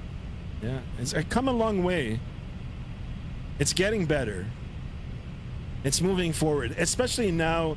But like I said on the past streams, with the, you know, with the invention of the 3D printer, and now they're bringing the hardware now to your desktop, and you know they're making it USB connected, where you know you don't have to create a second screen and to drop and drag on, you know, and have it acting as a second monitor type thing, you know, to get a MICDO or an FMC. Now it's just plug and play. It's just so good. I think in the next 5 years, you'll be able to actually buy a whole flight deck, a home flight deck, for probably like $1,000 or $2,000, which is, I'm okay with that, you know. Where some of these original developers that were doing the home cockpit hardware, you know, if you're looking for an overhead panel, you're looking at paying 15,000 USD for an overhead panel. I mean, I was talking about that. I was talking about the overhead panel on the last stream. To have a mini overhead panel clamped to an arm just up here, and just with all the, you know, the basic functions. We were looking at them on a previous stream. That's crazy. I mean, it's come a long way, and it's just getting better and better. Oh, the Quality Wins 787. Nice, yeah. Sorry about that, Eon. Hunter says, I mean, if your 480 can't run FSX, then my RX 6700 XT definitely can't. No, it won't. Who remembers the PMDG MD-11? I don't remember that. Was it PMDG?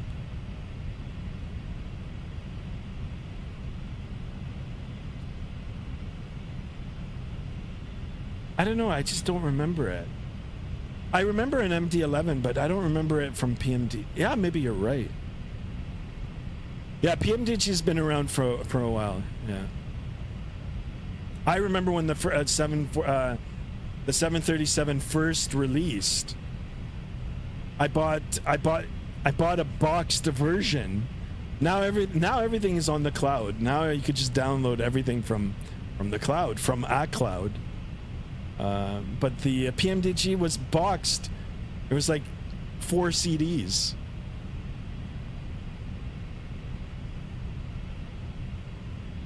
That's too bad about P3D. You know, I mean, Lockheed Martin, the name was attached to P3D. You know, Lockheed Martin is Lockheed Martin. You know, you'd think they'd try to compete. I mean, they tried with P3D version 6, but I don't think it took off. No pun intended.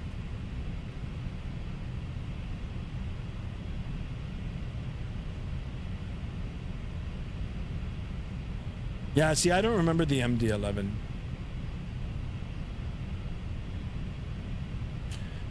They never brought it back because it didn't sell. Yeah, it's all about that too, right? And it's, you know, you have to attach you have to build a reputation with the product.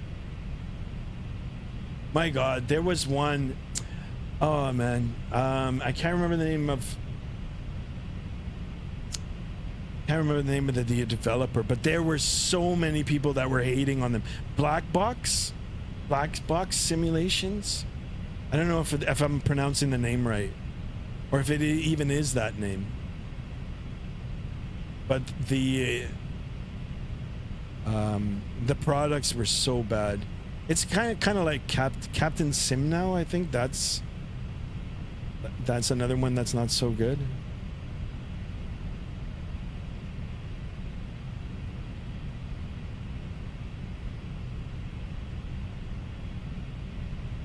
Oops. All right, let's jump over to the first officer side now for a little bit. We'll get up in a few minutes here. We'll stretch our legs, our virtual legs, and we'll do another cabin tour. Oscar Reyes says, I fly the Tolis A320 Neo and X-Plane 12. I love it, but I don't know much about airplanes to comment about the fidelity of the aircraft. Yeah, I have the A321 from Tolis for X-Plane 12 too. It's good. I mean, the way the aircraft fly in X-Plane 12, I like it a little bit better. But in terms of like the way they look, you know, like, you know, the screen quality, it's, you can't compare to this. Like Microsoft Flight Simulator is just way up on top. But yeah, Tolis is good too. I mean, it's good. I own the 319 and the A321. I think I've streamed the A319 on a previous stream. Now the what was I gonna say? Flight Factor 767 just dropped an update. I do own that as well. I'm gonna update that in the next, well, I'd say maybe in the next 2 weeks, and we'll have a look at that.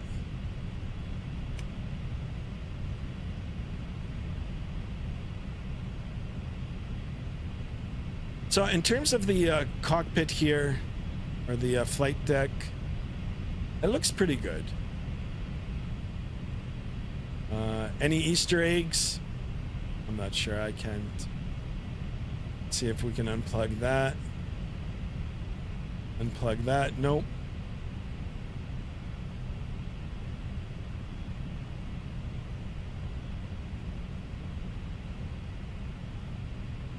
Looks pretty good. Can I move the seats? No. See, I think on the Phoenix you can. Yeah. Can I open up this? Oh yeah, I guess it does open. Oh, I had it there. Anyway.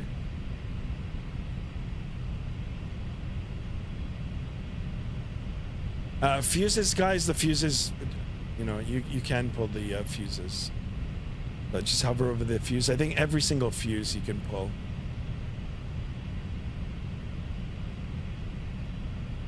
So fuses are modeled.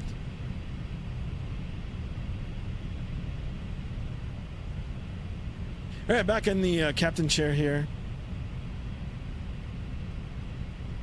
Jan says, Black Box Sim. Yeah, I think that's what it was. Oh my God, there was, you know, I'm gonna bring up his name. I'm so sad for him. I used to watch him all the time. The late Matt Davies. Oh, I mean, that guy, it just made me laugh so hard. So, like, just I actually did a Vatsim flight.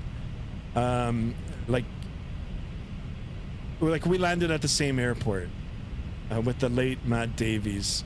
But anyway, he hated them. He hated black box. He's, oh man.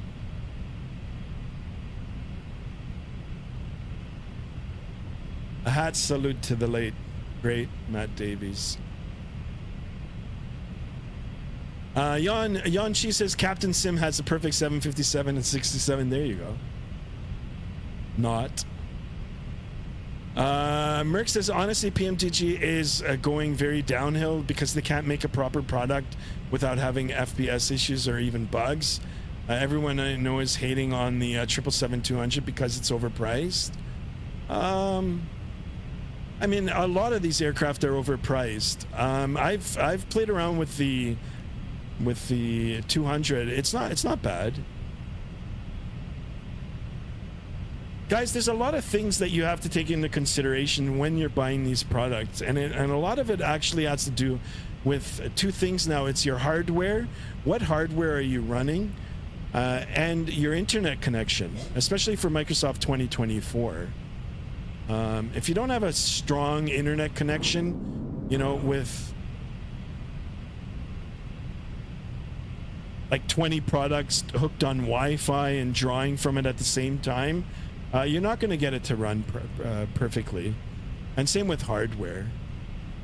You've got to have a half decent machine to run it. Now, having said that, you can have a top tier machine and you're still not going to max it out. You'll have to find a compromise. And you'll have to find a sweet spot. Every machine and you know, every computer and internet connection, you know, you might have slightly different performance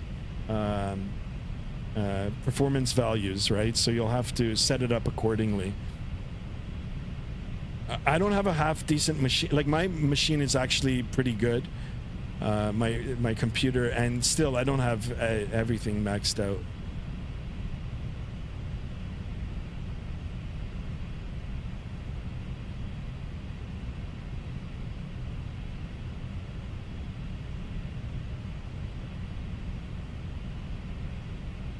And it's not a free upgrade, says Merck. Well, I mean, you know, the only A340-300 on P3D is a BBS, and it sucks. Yeah, I don't remember that one. You can move the seats on the fly-by-wire. There you go. Yeah, I think on the Phoenix as well you can. Have I checked the Discord yet? No, we'll open it up in a little bit. I just want to participate in the chat right now. Chat is going really good, by the way, guys. I do appreciate it. It's making the time go a little bit faster here. Merck says, and the worst thing in humankind is PMTG making a fucking launcher just for installing liveries. That thing is the worst thing ever made. I don't know. See, like, everybody's got their own opinion. For me, it works fine. It works fine.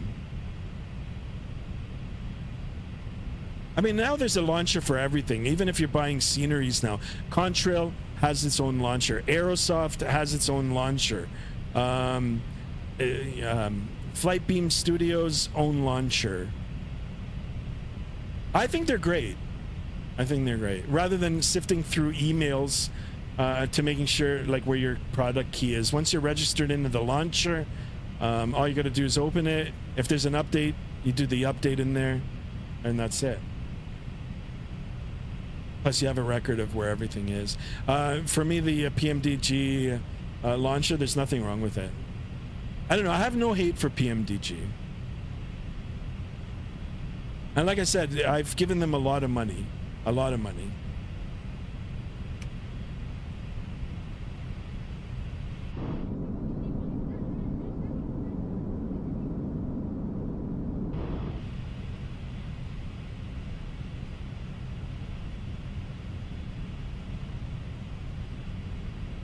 All right, guys, airborne now for 1 hour and 5 minutes. We've got just a little less than an hour to go until we land in Porto. Once we get closer to the top of descent here, we will be taking a look at the weather.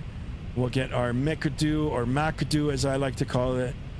We'll get all the relevant information programmed in there, and then, you know, we'll try to execute a nice buttery landing. Greaser. 21 on the likes, guys. Let's try to get 30 likes. And look at this on the subs, 1174. Excelente. Let's keep it going. Let's try to get 1200 on the subs. I think on the next stream, when we're back in the Neo here, we'll do some more North American ups.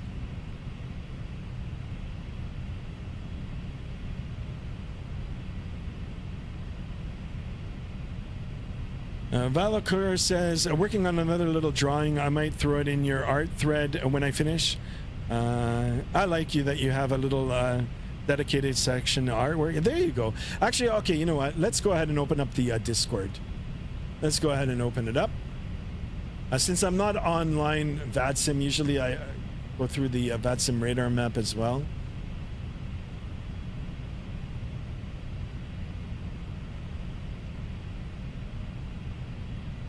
Let's go ahead and open it up. We'll start off with the airplane pics.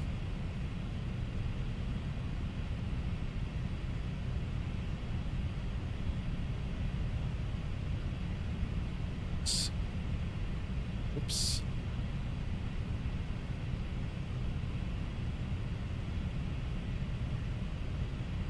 All right. So we're just gonna go in reverse here. Merck's got this picture of, I guess that's the Tolis Lufthansa. Now X-Plane is coming along nicely too. I mean, their updates are in the right direction. The only thing that is left to do is if they can get some good satellite imagery for the, you know, for the ground, for the topography, then yeah. Look at this. Got the good old pisser here. Good old toilet. All right, let's have a look at Mr. Hunter's pictures. TUI. Oh, look, he's got his passengers in here. There's JSD.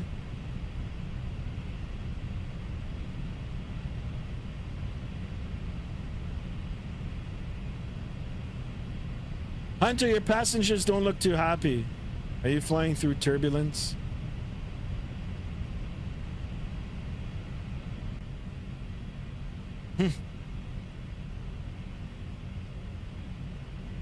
Very nice.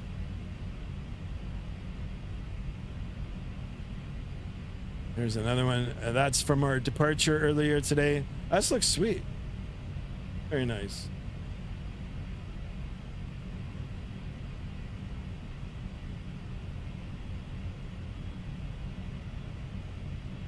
This one's from Kyrie yesterday. Blue Angels. He's got a Blue Angel escort. By the way, Sky, TUI is just pronounced TUI and not T. Ah, okay. I think they were part of Sunwing, which got bought out by WestJet, or at least Sunwing got bought out. Flight sim setup. We're looking at a monitor here. It's pretty good. Well, someone, I think, who was it? Destro Dom wants this for Christmas. For Christmas, the whole pedestal, real life Airbus pedestal. Holy smokes! I told him I want one too. I think Hunter responded. 12,000 CAD. I think it might be a little more than that. Anyway, guys, free to join the Discord, exclamation Discord in the chat. You guys can have a look for it yourself. You can see the various sub channels in here.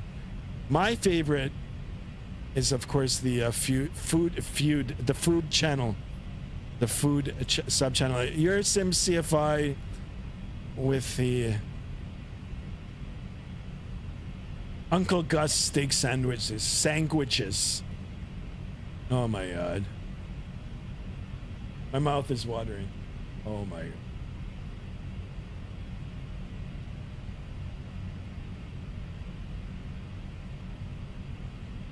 Sweet, sweet baby Take full Jesus. advantage of your tax-free allowances today and make some amazing savings. What is with that? our boutique range. In your in-flight brochure, What you'll is find this? details of our award-winning selection of gifts, most with massive discounts. Make the most of your opportunity to shop and save. from the Sammy comfort Cooks of your in house, seat. welcome on board. How If do you you'd like make to see rudder any products, control have tiller any like the questions, or would like A350 to make great builds? savings, then just Yeah. ask us as we join you in the cabin shortly. I'll let you know.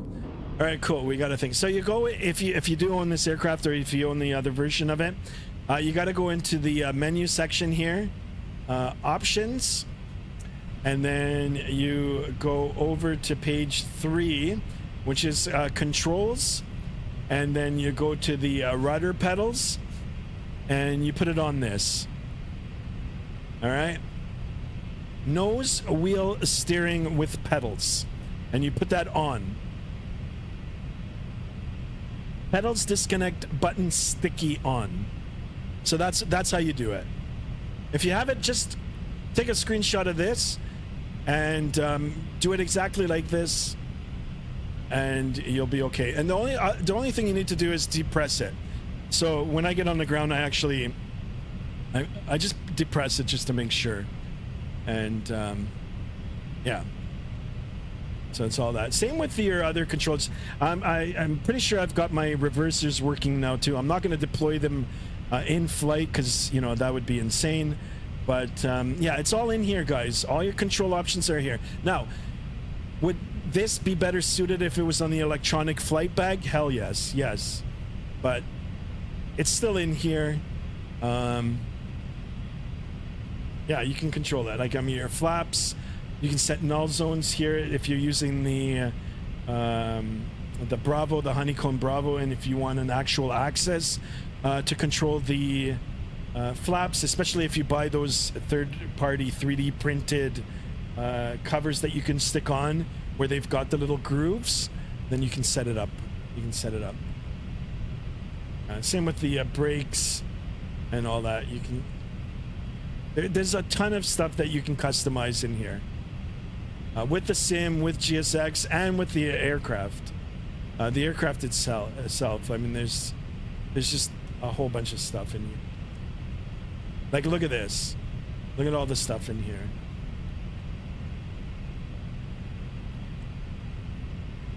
I don't have any received messages.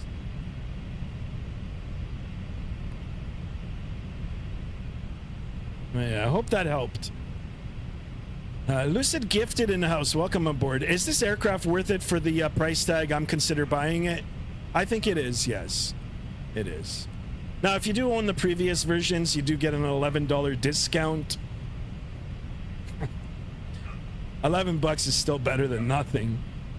But if you're just buying this and you want to put a A320neo in your virtual fleet, I don't see anything wrong with it, and it's compatible with 2020 and 2024. You know, you've got the Leap version already out, and they're going to bring out the Pratt & Whitney probably real soon. I did it. So if I did it, I'd say it's a thumbs up.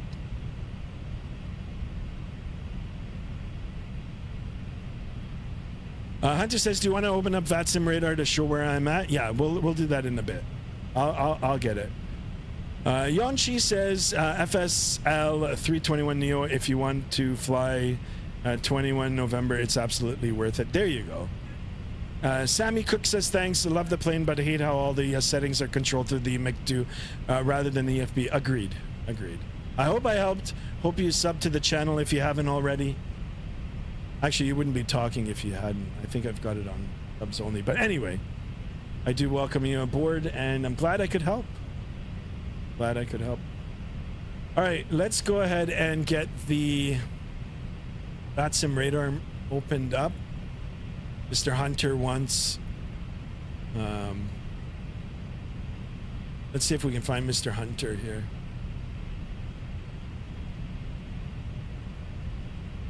Oh, look, there's a Concorde in here. I didn't know you were allowed to fly Concorde on Vatsim radar. Actually, no, you are, but you're not allowed to fly it for across the pond.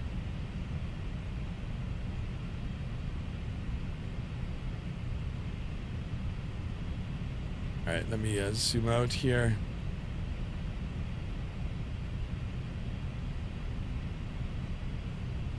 There he is. You got to know your geography too, guys. All right, there's Mr. Hunter. Cruising at flight level 370, ground speed 466, on a heading of 187 towards Porto. Excellent. Well done, Mr. Hunter.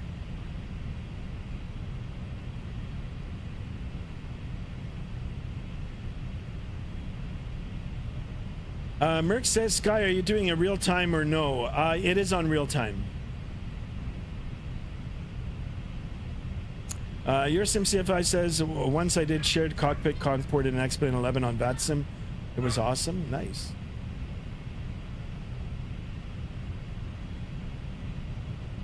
Yeah, real time, real weather for Microsoft 2024. That's one thing I don't like about 2024. Where you can't put it at different times a day and keep current weather. So you can fly anytime you want on Microsoft 2024, but it'll give you the recorded weather for that time. And so it conflicts with Vatsim, or at least the way I've got it set up. I don't know if there's a way that you can set it up where you can use Vatsim weather, and be on your own time here. I don't think that was an issue in 2020. You could just pick the time, and if you're flying on Vatsim, it'll take the Vatsim weather, whether you're flying in the morning or night.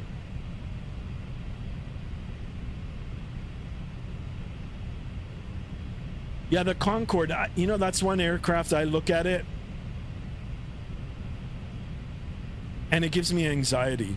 Not looking at it from the outside, but looking at it like looking at all the instruments inside and how everything is just jammed together. It's just like, holy shit. Who's that pilot? Flight deck to sim? He flies it occasionally on X-Plane 12. It looks awesome. He knows what he's doing.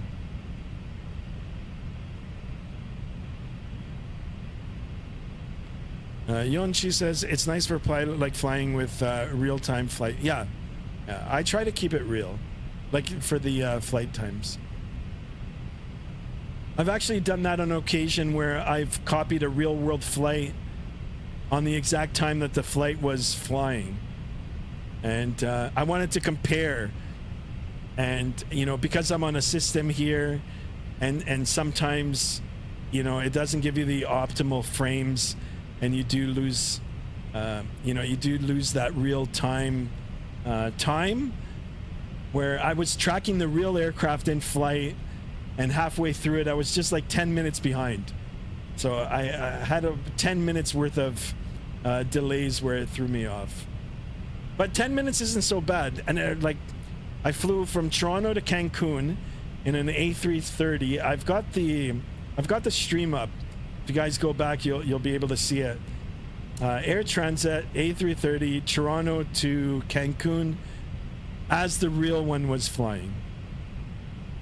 And occasionally I'd bring up the screen, the Flight Radar 24, and I was tracking it. And then I was putting up the Vatsim radar map. It's pretty cool. Pretty cool that it's almost in real time. Or if you've got a machine and an internet connection which allows real time all the time, then it'll be real time.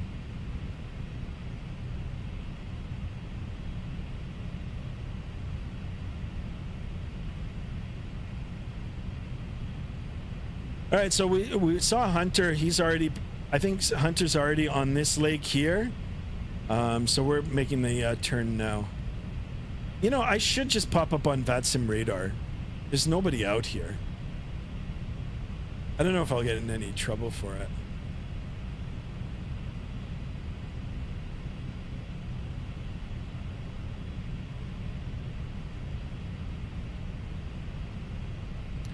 Sky, you should do a long haul flight. Yeah, I will. I will. We gotta find the time, and I'll do it. I don't know what the range is on this. It is an A321 Neo, but it's not an LR, long range, or ER, extended range. Like I was in Portugal last week, and I flew Air Transat out of Montreal. It was an A321 Neo LR. Very comfortable flight.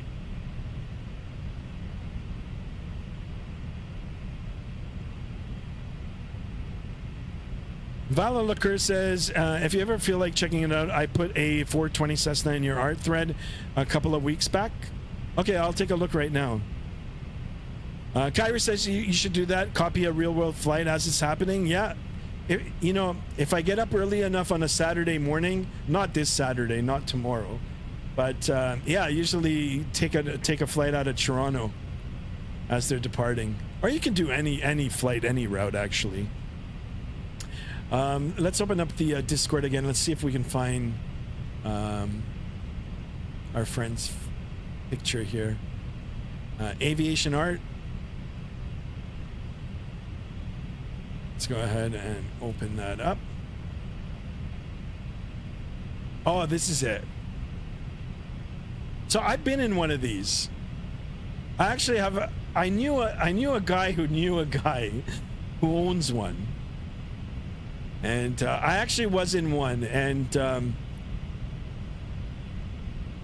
yeah,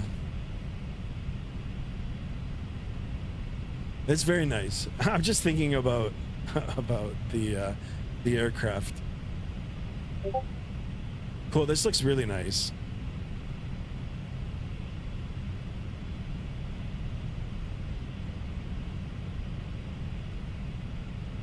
That's cool. I like this one too, Kyrie. Kyrie the artist. This looks really, really cool. A little bit of Skymaster logo art. It's a Picasso. Or it's a Kyrie Akaso. Excellent, guys. I do appreciate it.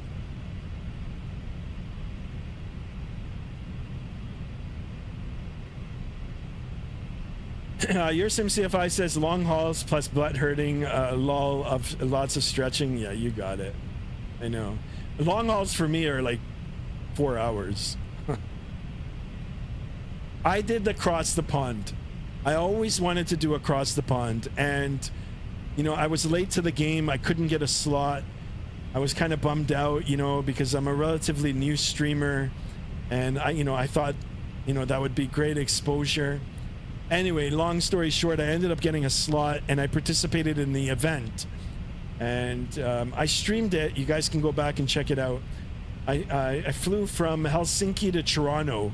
At that time, it wasn't a real-world flight, but I think a few weeks ago they just announced that they will be offering service. You know, they're going to be flying that route. I think they flew it in the past. Anyway, I did that cross the pond. Westbound, and that's it. I don't think I'll ever do it again. I think it was like 9 hours on the PC with like 1 15-minute break. Your SimCFI says also, I think I was late to the game, but posted in your airplane pics Discord. All right, I'll go back and have a look. Merck says, last time I did a long haul was with a A340 and my back is hurt like crazy. There you go. I thought you meant like 10 hours. Oh, your SimCFI, thank you so much for that. 3 months membership already. Thank you. Big hat salute to you. I will be doing a channel members only stream very soon. Like very, very soon. Actually, I was going to do it 2 days ago before this dropped. But thank you so much, Your Sim CFI. And guys, if you haven't checked out Your Sim CFI's channel, please go ahead and do. He's a fellow Torontonian streamer and a real world CRJ pilot. Yeah, go check him out. Tell him that you're coming over from Skymaster 1. All right, let's go back into the Discord and take a look at the airplane pics, you said? Oh, here they are. All right, let's have a look at some real world pictures here.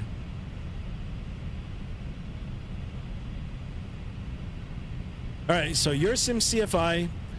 Let's check it out. Full screen.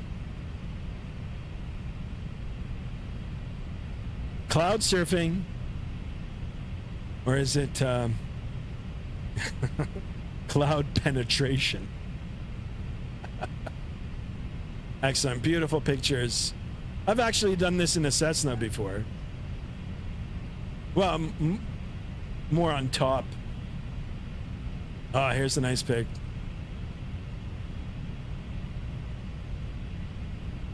You know, I really got to get this written out of the way. I'm just slacking so bad now. So bad, Your Sim CFI. This is fantastic. I love it. Beautiful picture. Look at this. Oh, wait. Air Canada grub. I mean, airline grub. Oops. I like the vinaigrette. Here's another one here, guys. Yeah, see if I can turn up the sounds here. Rainbows and lollipops. Yes, you got it. I know. I just got to do a couple of practice exams now. I've gone through all the you know, the reading material and everything. I just got to sit down now and do these practice exams, and then see if I can get signed off to go write it again. I don't want to write it again, but it's shit, you know. The Giggly Oddies, welcome on board, my friend. Hello, Skymaster in chat. I'm not gonna lie, Sky, a real life stream while you fly would be very cool. Yeah, right? I'm gonna see if I can do that again. So we'll pick a real airplane that's flying a real route, commercial route, and then we'll try to set up and we'll try to taxi like I did on the last flight. I taxied out and I took off the same time that the aircraft did. And like I said, I lost a little bit of time, you know, halfway through, just because my system, you know.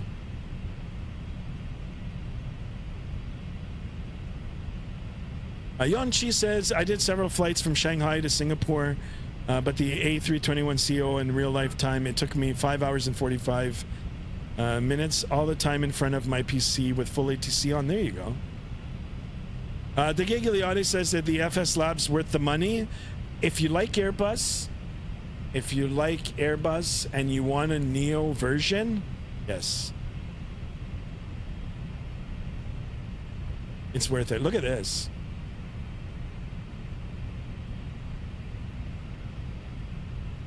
Beautiful. Like I said, go check out Your Sim CFI's channel.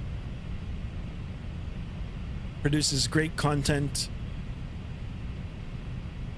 And if you ever want to get familiar with the CRJ, I mean, he's the go-to guy.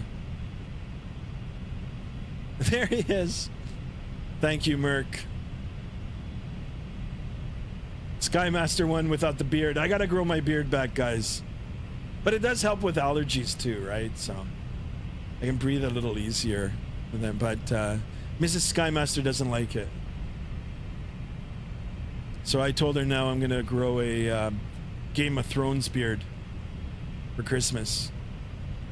Game of Thrones beard coming.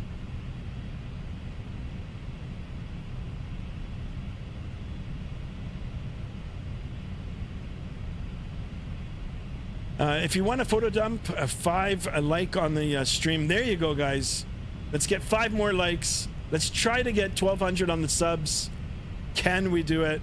Look at this, guys. We're almost at the top of descent, and it looks like we've got a discon too.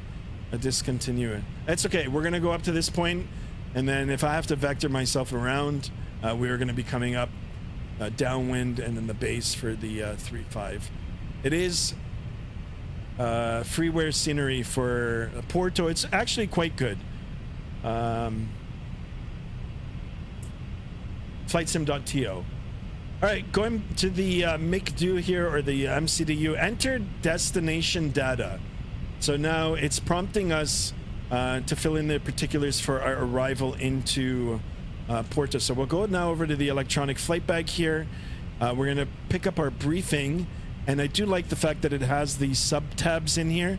So we're going to go to the weather log here, or the METARS and the TAF, and we'll see what the weather says here.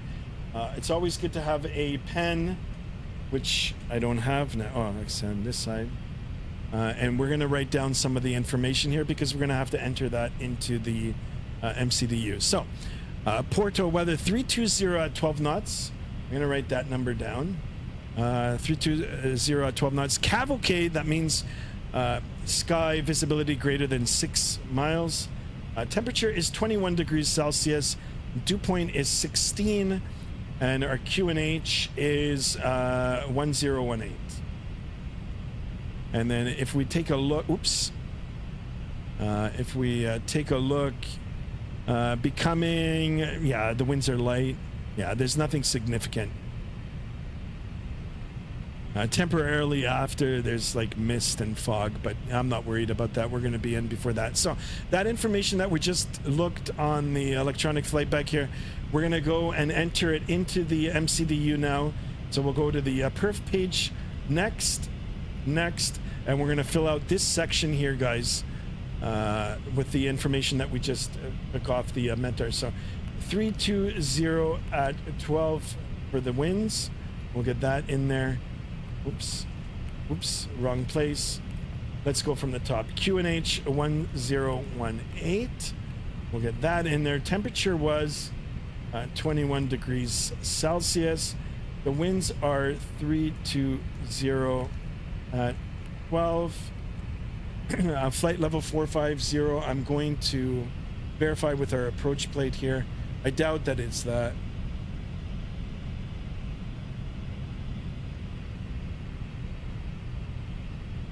Stand by here, guys. I am on a physical tablet here, and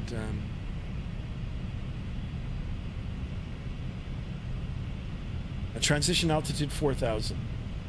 So FL40.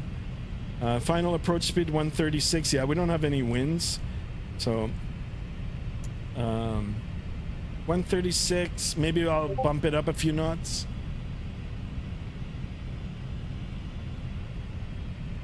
And 48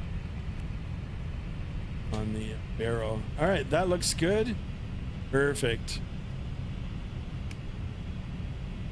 I might do a visual.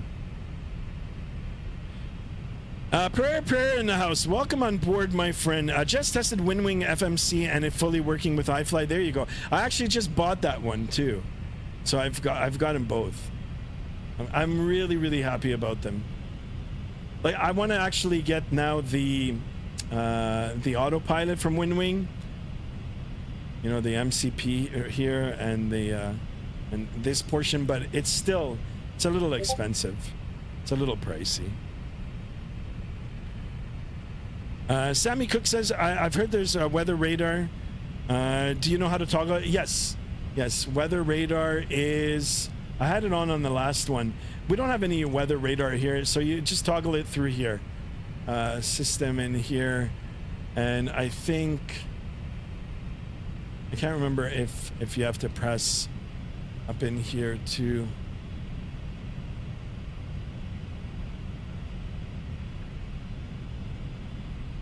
Yeah, I had it on the last one. But your weather radar is in here.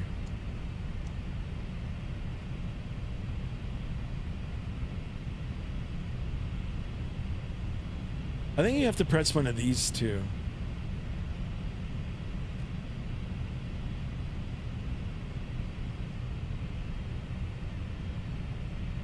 Those are your airports, NDBs. They don't even use those anymore. BORs.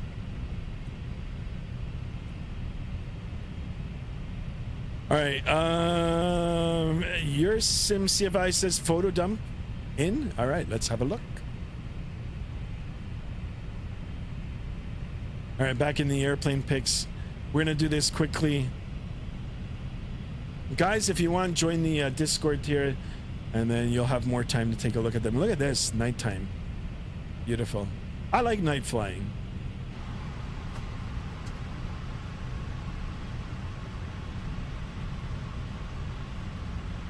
Very nice.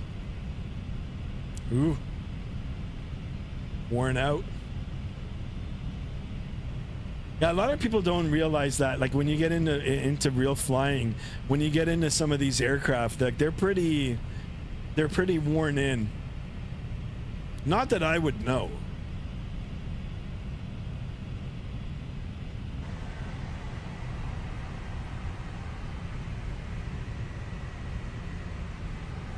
All right, 1178 on the subs. Holy smokes. Beautiful pictures. This almost looks like it's a sim, but it's not. I miss night flying. Look at this, the formation flying. Good old Cessna ops. I've probably actually flown this aircraft.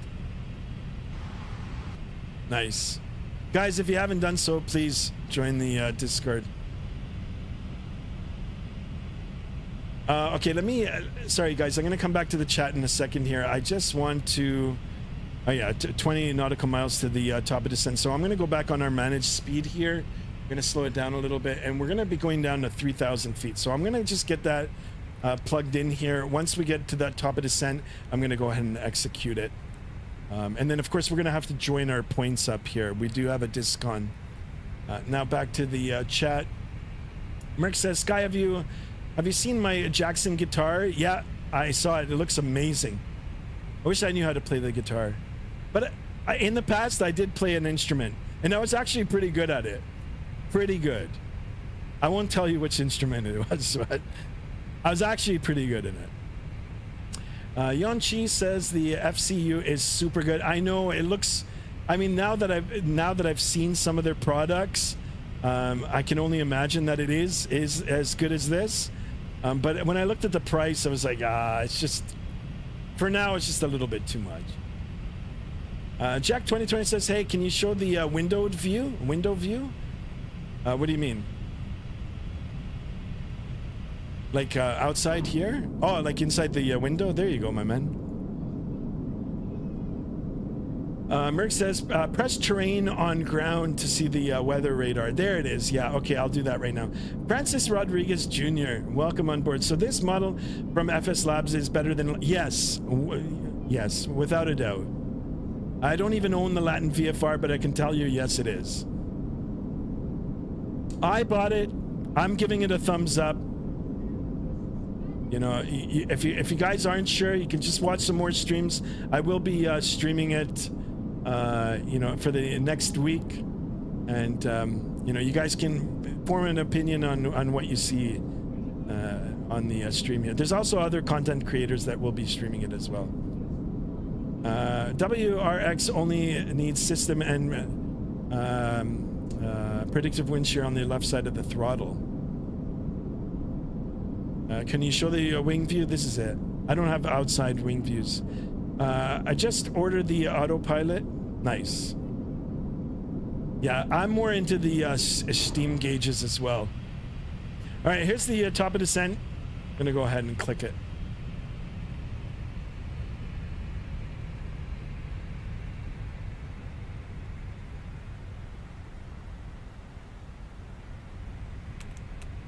All right, there's the radar. And yeah, we can have this on, yeah, weather and terrain. Yeah, window views, here you go, in the descent. Guys, one more for 1180. Can we do it? Will we do it? It's unfortunate we're not on Vatsim. If anybody can figure it out, like CST Gaming was in here a little while ago, and I mean, he was reporting the same issue. So now, you know, when you're on Vatsim, you know, it's got its own dedicated mode C button where you can just press and it'll automatically squawk. For some reason, it wouldn't allow me to even get that in the right position.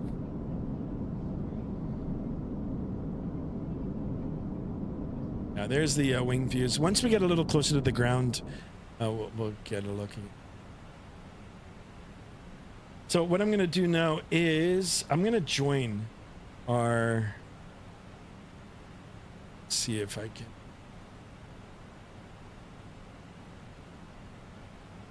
I'm going to.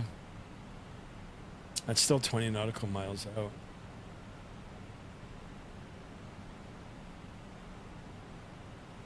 Right, I thought I was just going to go from here and just join up for the final, but we'll wait a little bit more.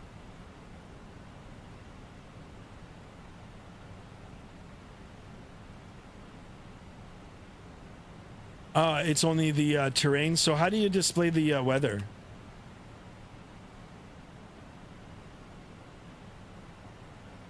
So you said it before. Let me go back on the chat here.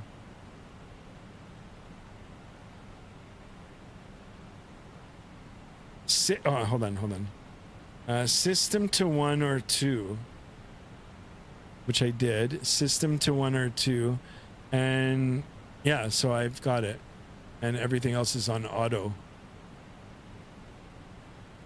If you see in a navigation of the display showing minus 20 is weather. Where do you see that? Oh, this one? Is that the weather? Yon Chi is a pro. Thank you. Is that it? I don't even know what that is. Guys, I'm not a real world Airbus pilot. I am a real world pilot, but not an Airbus pilot. Would I love to be one? Hell yeah.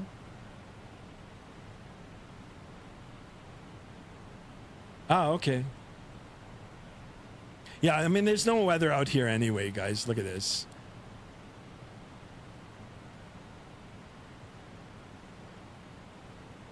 Yon Chi, thank you for that.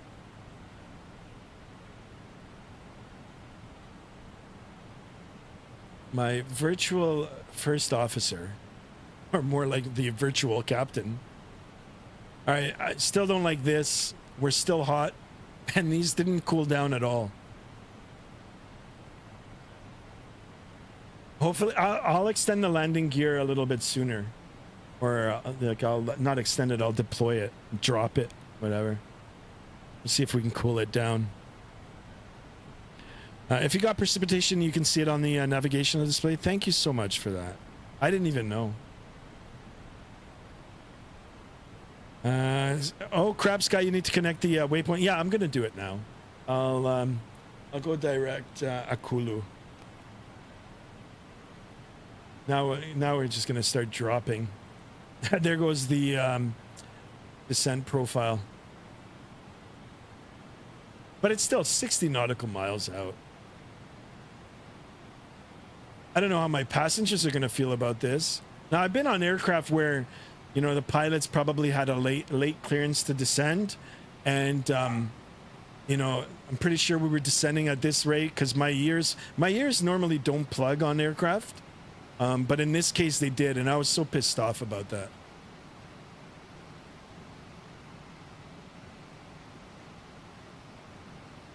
Anita Malik in the house. Welcome on board. Welcome to the stream. Guys, if you're new to the channel, don't forget to subscribe. Smash that bell to be notified of future streams. And of course, hitting the... Oh, look at my speed now. All right, speed brake deployed. Don't forget to smash in the thumbs up button. Let's get as many likes as we can. Are you Airbus only? Like Airbus, but I am a big fan. I like them all. I like them all. I am so looking forward to. I mean, it's probably a pipe dream. It's probably a dream, but for this FSS ERJ 175, 195 to be finished, like put in the damn autopilot, finish it, finish the VNAV, and let's take that out for a spin. That one, and I've got to pick up the CRJ. I do. Look at this, 1180 on the subs. Thank you so much. I'm not sure if it was Anita Malik, but welcome on board. Thank you for that. Hi, what is exactly this? Seems to be live in an aircraft. Yes, we're live streaming Microsoft Flight Simulator, which is a flight simulator, and we're streaming an aircraft, a new aircraft that just released. This is all virtual, but you know, you can put real life practice if you're a real pilot, as I am, and you know, you can put it towards the simulator, or vice versa if you're learning to be a pilot or wanting to be a pilot, or just curious about aviation and want to know how that all works. This is an excellent tool, or an excellent form of entertainment to get you all started. All right, speed brakes back in and start making our way down. Cool thing is I don't have to worry about the radios today.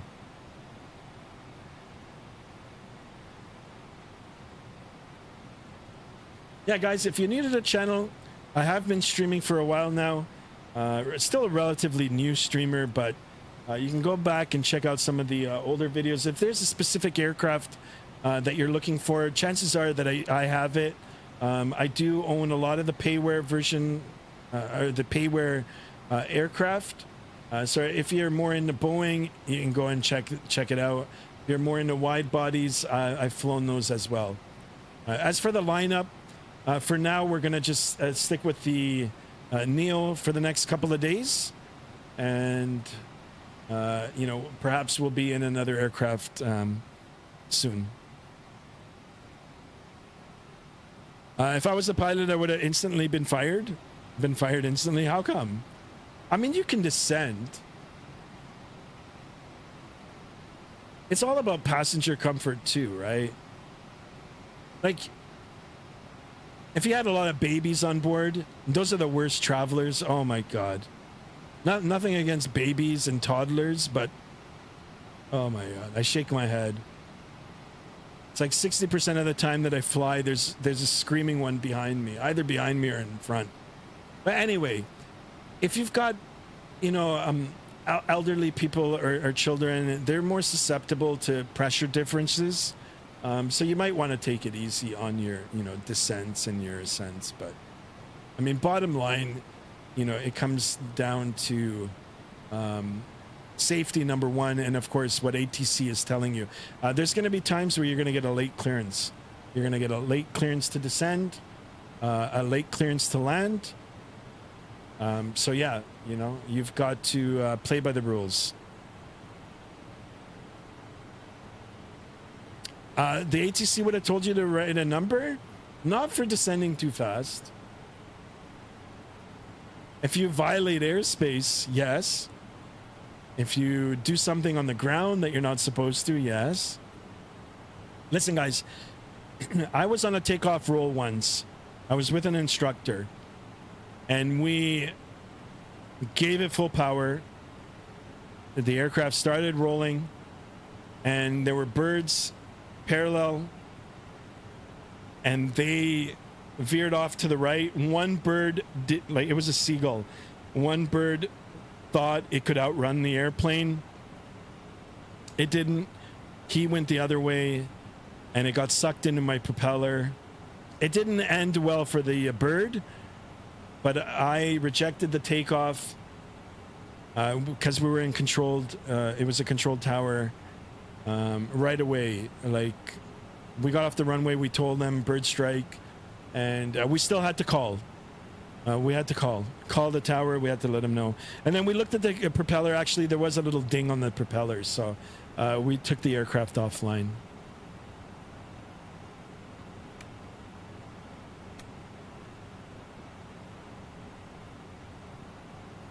But yeah, for a big descent, I don't think you would get a call. Ooh, Kyrie, I just saw the picture here on my phone. SR-22, I'm flying right now. Nice. Perhaps when we get on the ground, we'll have a look. All right, so we're still a little bit high. But, you know, we're still far out. What I might do is vector us around a bit. So let's go. We're going to just extend it. And this is where having the actual physical autopilot would come in handy. Probably the only time. So we're just going to extend. And then we'll turn back around to rejoin just so I can bleed off some more altitude. A little bit of pilot decision making here, guys. Oh yeah, there's been times I ended up with my ears hurting before we landed. Yeah. If it had happened to me once, and I was pissed. I was pissed because I got my ear plugged. Not because of what the pilot did. I mean, he probably did what he had to do. But it got me good. I might have had a little nasal congestion, and it just went and it plugged up my ear.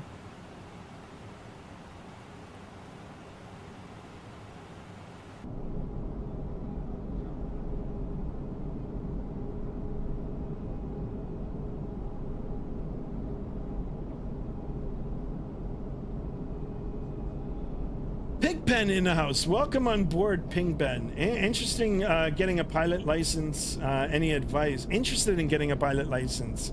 Any advice? Yes. If you're first starting out, my first recommendation is doing what's called a discovery flight or an intro flight. Go to your local airport or an airport that's near you that has a training facility on it. And you ask for a discovery flight, because a lot of people, even though they're familiar and comfortable flying commercially, when they get into a small aircraft, it might not be their thing. So do that, and if you get excited, or if you're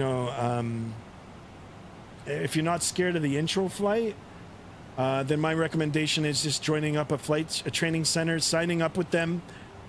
Getting a medical, making sure that you've got a medical before you do any.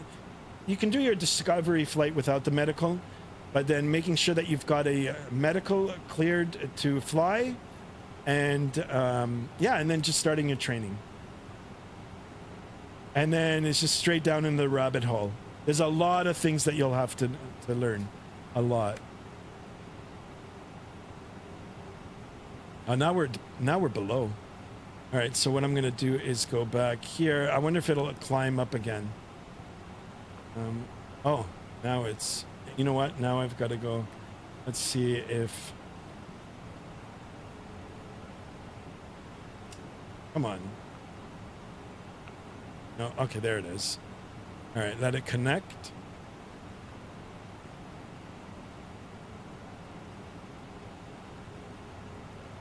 So yeah, that's my advice. And then if you join a school, and you start your flight training, then picking up Microsoft Flight Simulator or one of these, X-Plane 12, and getting familiar with the Cessna 172, because that's more than likely the aircraft that you're going to be training on, and then getting familiar with that, and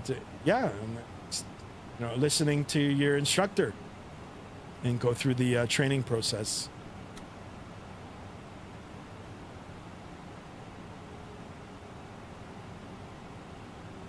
$20 subs away. I know, guys. Let's do it. Holy smokes. Let's see if I can butter this landing. NGL after 30 of them, I hated giving intro flights. I've done intro flights, and I'm not even an instructor. I had one passenger. This guy wanted to be a pilot, and I think I scared him out of flying.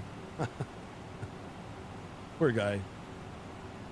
Poor guy, nothing. He puked all over me.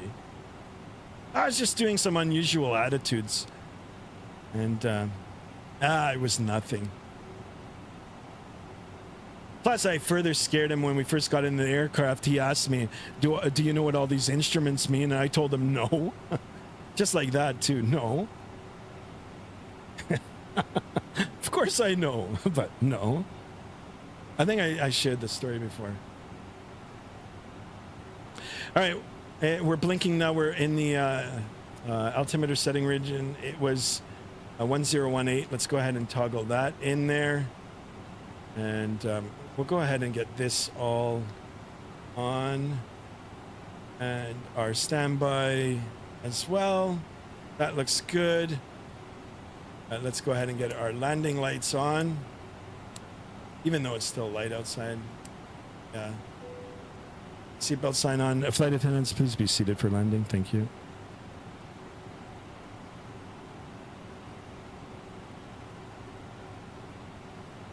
You're now still on VS mode? No. Everything is good now.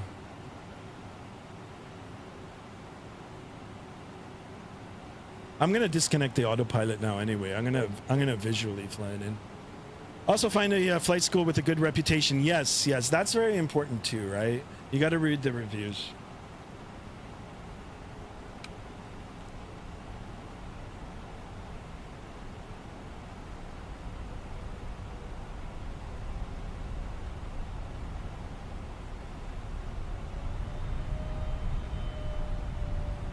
All right, what are we at? We're okay, 15 out. I'm going to go ahead and drop that gear now.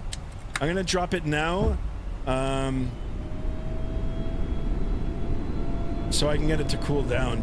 I don't know why those wheels... I should come down here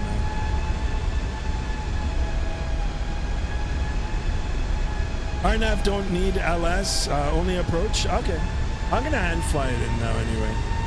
Wow, really loud on the outside. Listen to those engines hiss.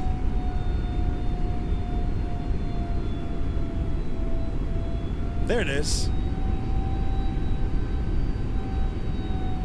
All right, here comes the descent profile again.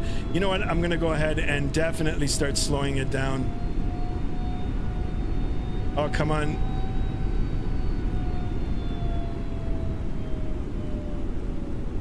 And autopilot coming off.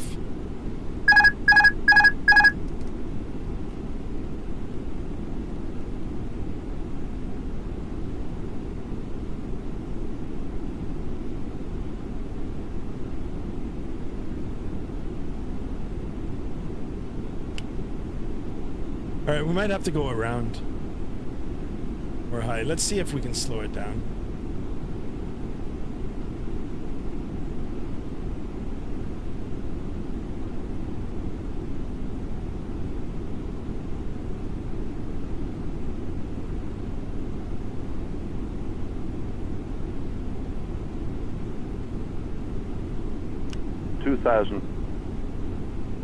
Come on, baby. Slow down. Slow down. I would do auto brake low.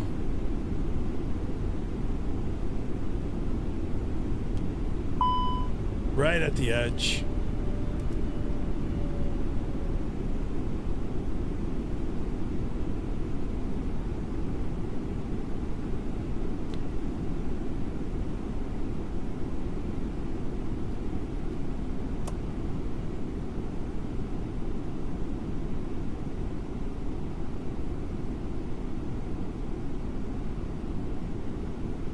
Full flaps, yeah. It's still fast. I want to try to get... Oh, you know what? There is no ILS. It's RNAV. 1,000. Check.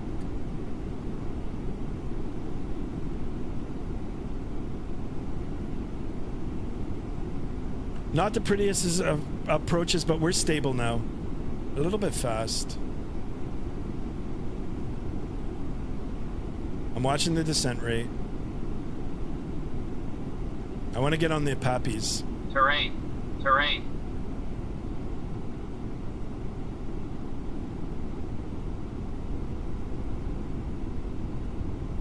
100 above. 300.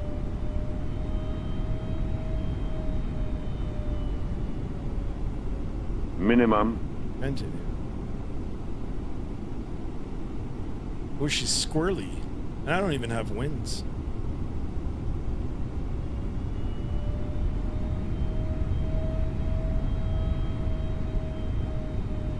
30, 20, retard, 5. Oh, what a floater. Come on, get that. There it is.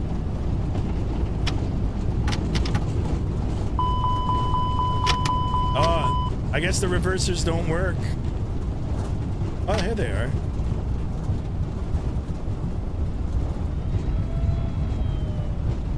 Interesting. Wow, someone just donated. Holy smoke. Destro Dom with the $20 donation. I didn't even see the landing rate. Hold on. Manual braking here. So I thought I had the reversers configured. I don't. Anyway, here we are, guys. Let's go ahead and that turned in. Here. Ooh. So like I said here, the rudders, that's the only thing that I've got a problem with.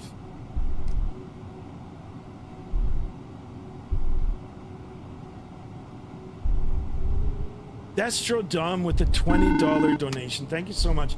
I appreciate this stream. I'm looking for a buttered landing right at the right time too. I think the landing was okay. I don't know what the landing rate was. I'm pissed. Fly properly at least. Webb? Webb, if you don't like it, you can leave, buddy. I tried my best.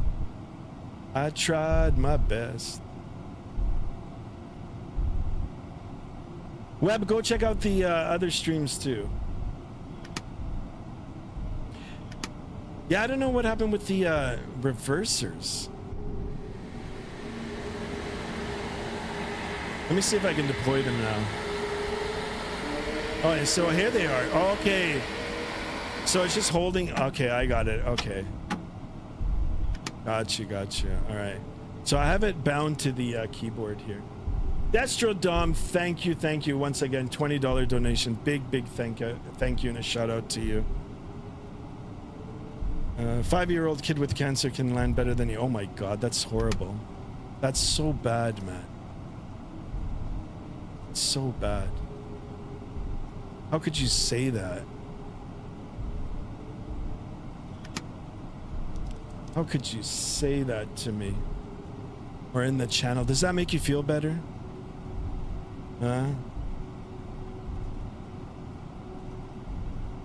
That's a like eCam action, I know, right? Well, it's all gone now.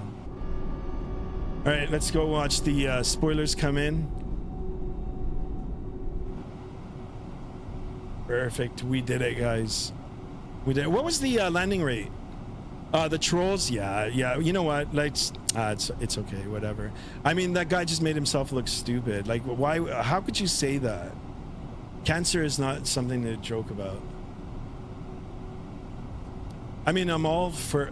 I mean, I could say something, right? But I'd probably get in trouble too. So, how can you say that? Because it's true. Okay.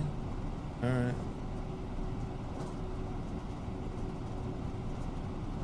Webb is his name. Webb. How about I adjust my glasses here? There you go, Webb. Wasn't joking. All right.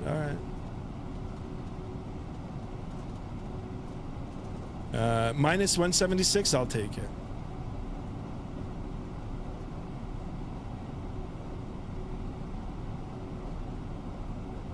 Guys, I do apologize for the immaturity. It's just complete nonsense, especially when you're joking about like a sickness. It's not cool at all.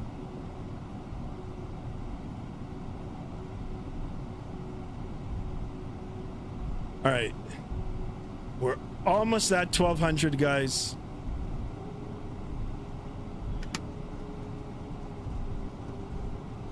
We're gonna get up to the gate. The airplane sounds really good, guys. Really good. Sounds good. It handles good. It's complex. There's a lot of things that are different than the Phoenix, including the binding of the keys. So I thought I had the reverses all figured out, but Really a long flare, but not that bad. Yeah, it's not that bad. No, I don't apologize. On pricks will be pricks. Yeah, I know. It's just, I mean, what can you say about, like, well, the comment was one thing, but having, like, to talk about cancer is not a joke at all.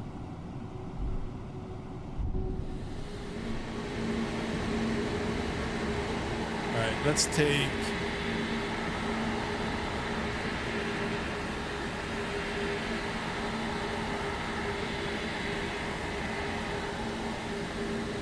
What gate should we take? We'll take this one up here.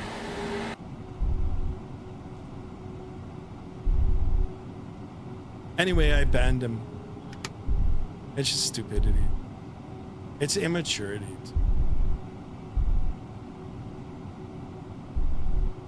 All right, guys, freeware scenery. I'm not sure what happened to Hunter. Hunter, did you land? He's not even in the chat. All right, let's get up to the gate here. We're gonna just stop it up. Little out of focus. Oh, you know what? I'll come back up.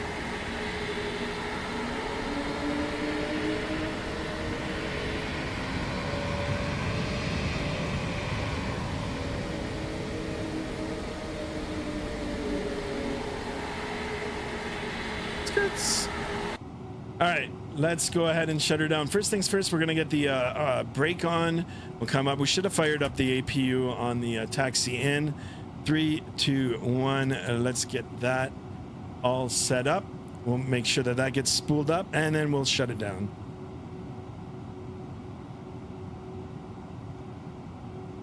Oh, the hell. Ah, the trolls are back. The jealous little kids. I want to do a YouTube channel, but it's not growing because I won't show my face. Sorry, guys. I just, there's someone else that's chatting now, but it's, that chat is hidden, and they're, yeah, look at this goof. What a prick. Anyway, guys, I do apologize. I don't want to end the stream early. Let's see if we can get it all shut down here. I do apologize for it. It'll just, you know, be more reporting to YouTube now, right? So, number 2, number 1 off, ladies and gentlemen. Did a little soon, but welcome to Porto, Portugal. Let's get the chocks on. Thank you very much for your hard work today. Your doors are clear to open. Oh, that's cool. Operate jet bridge. Let's see if it'll get it from up here. Ground, portway.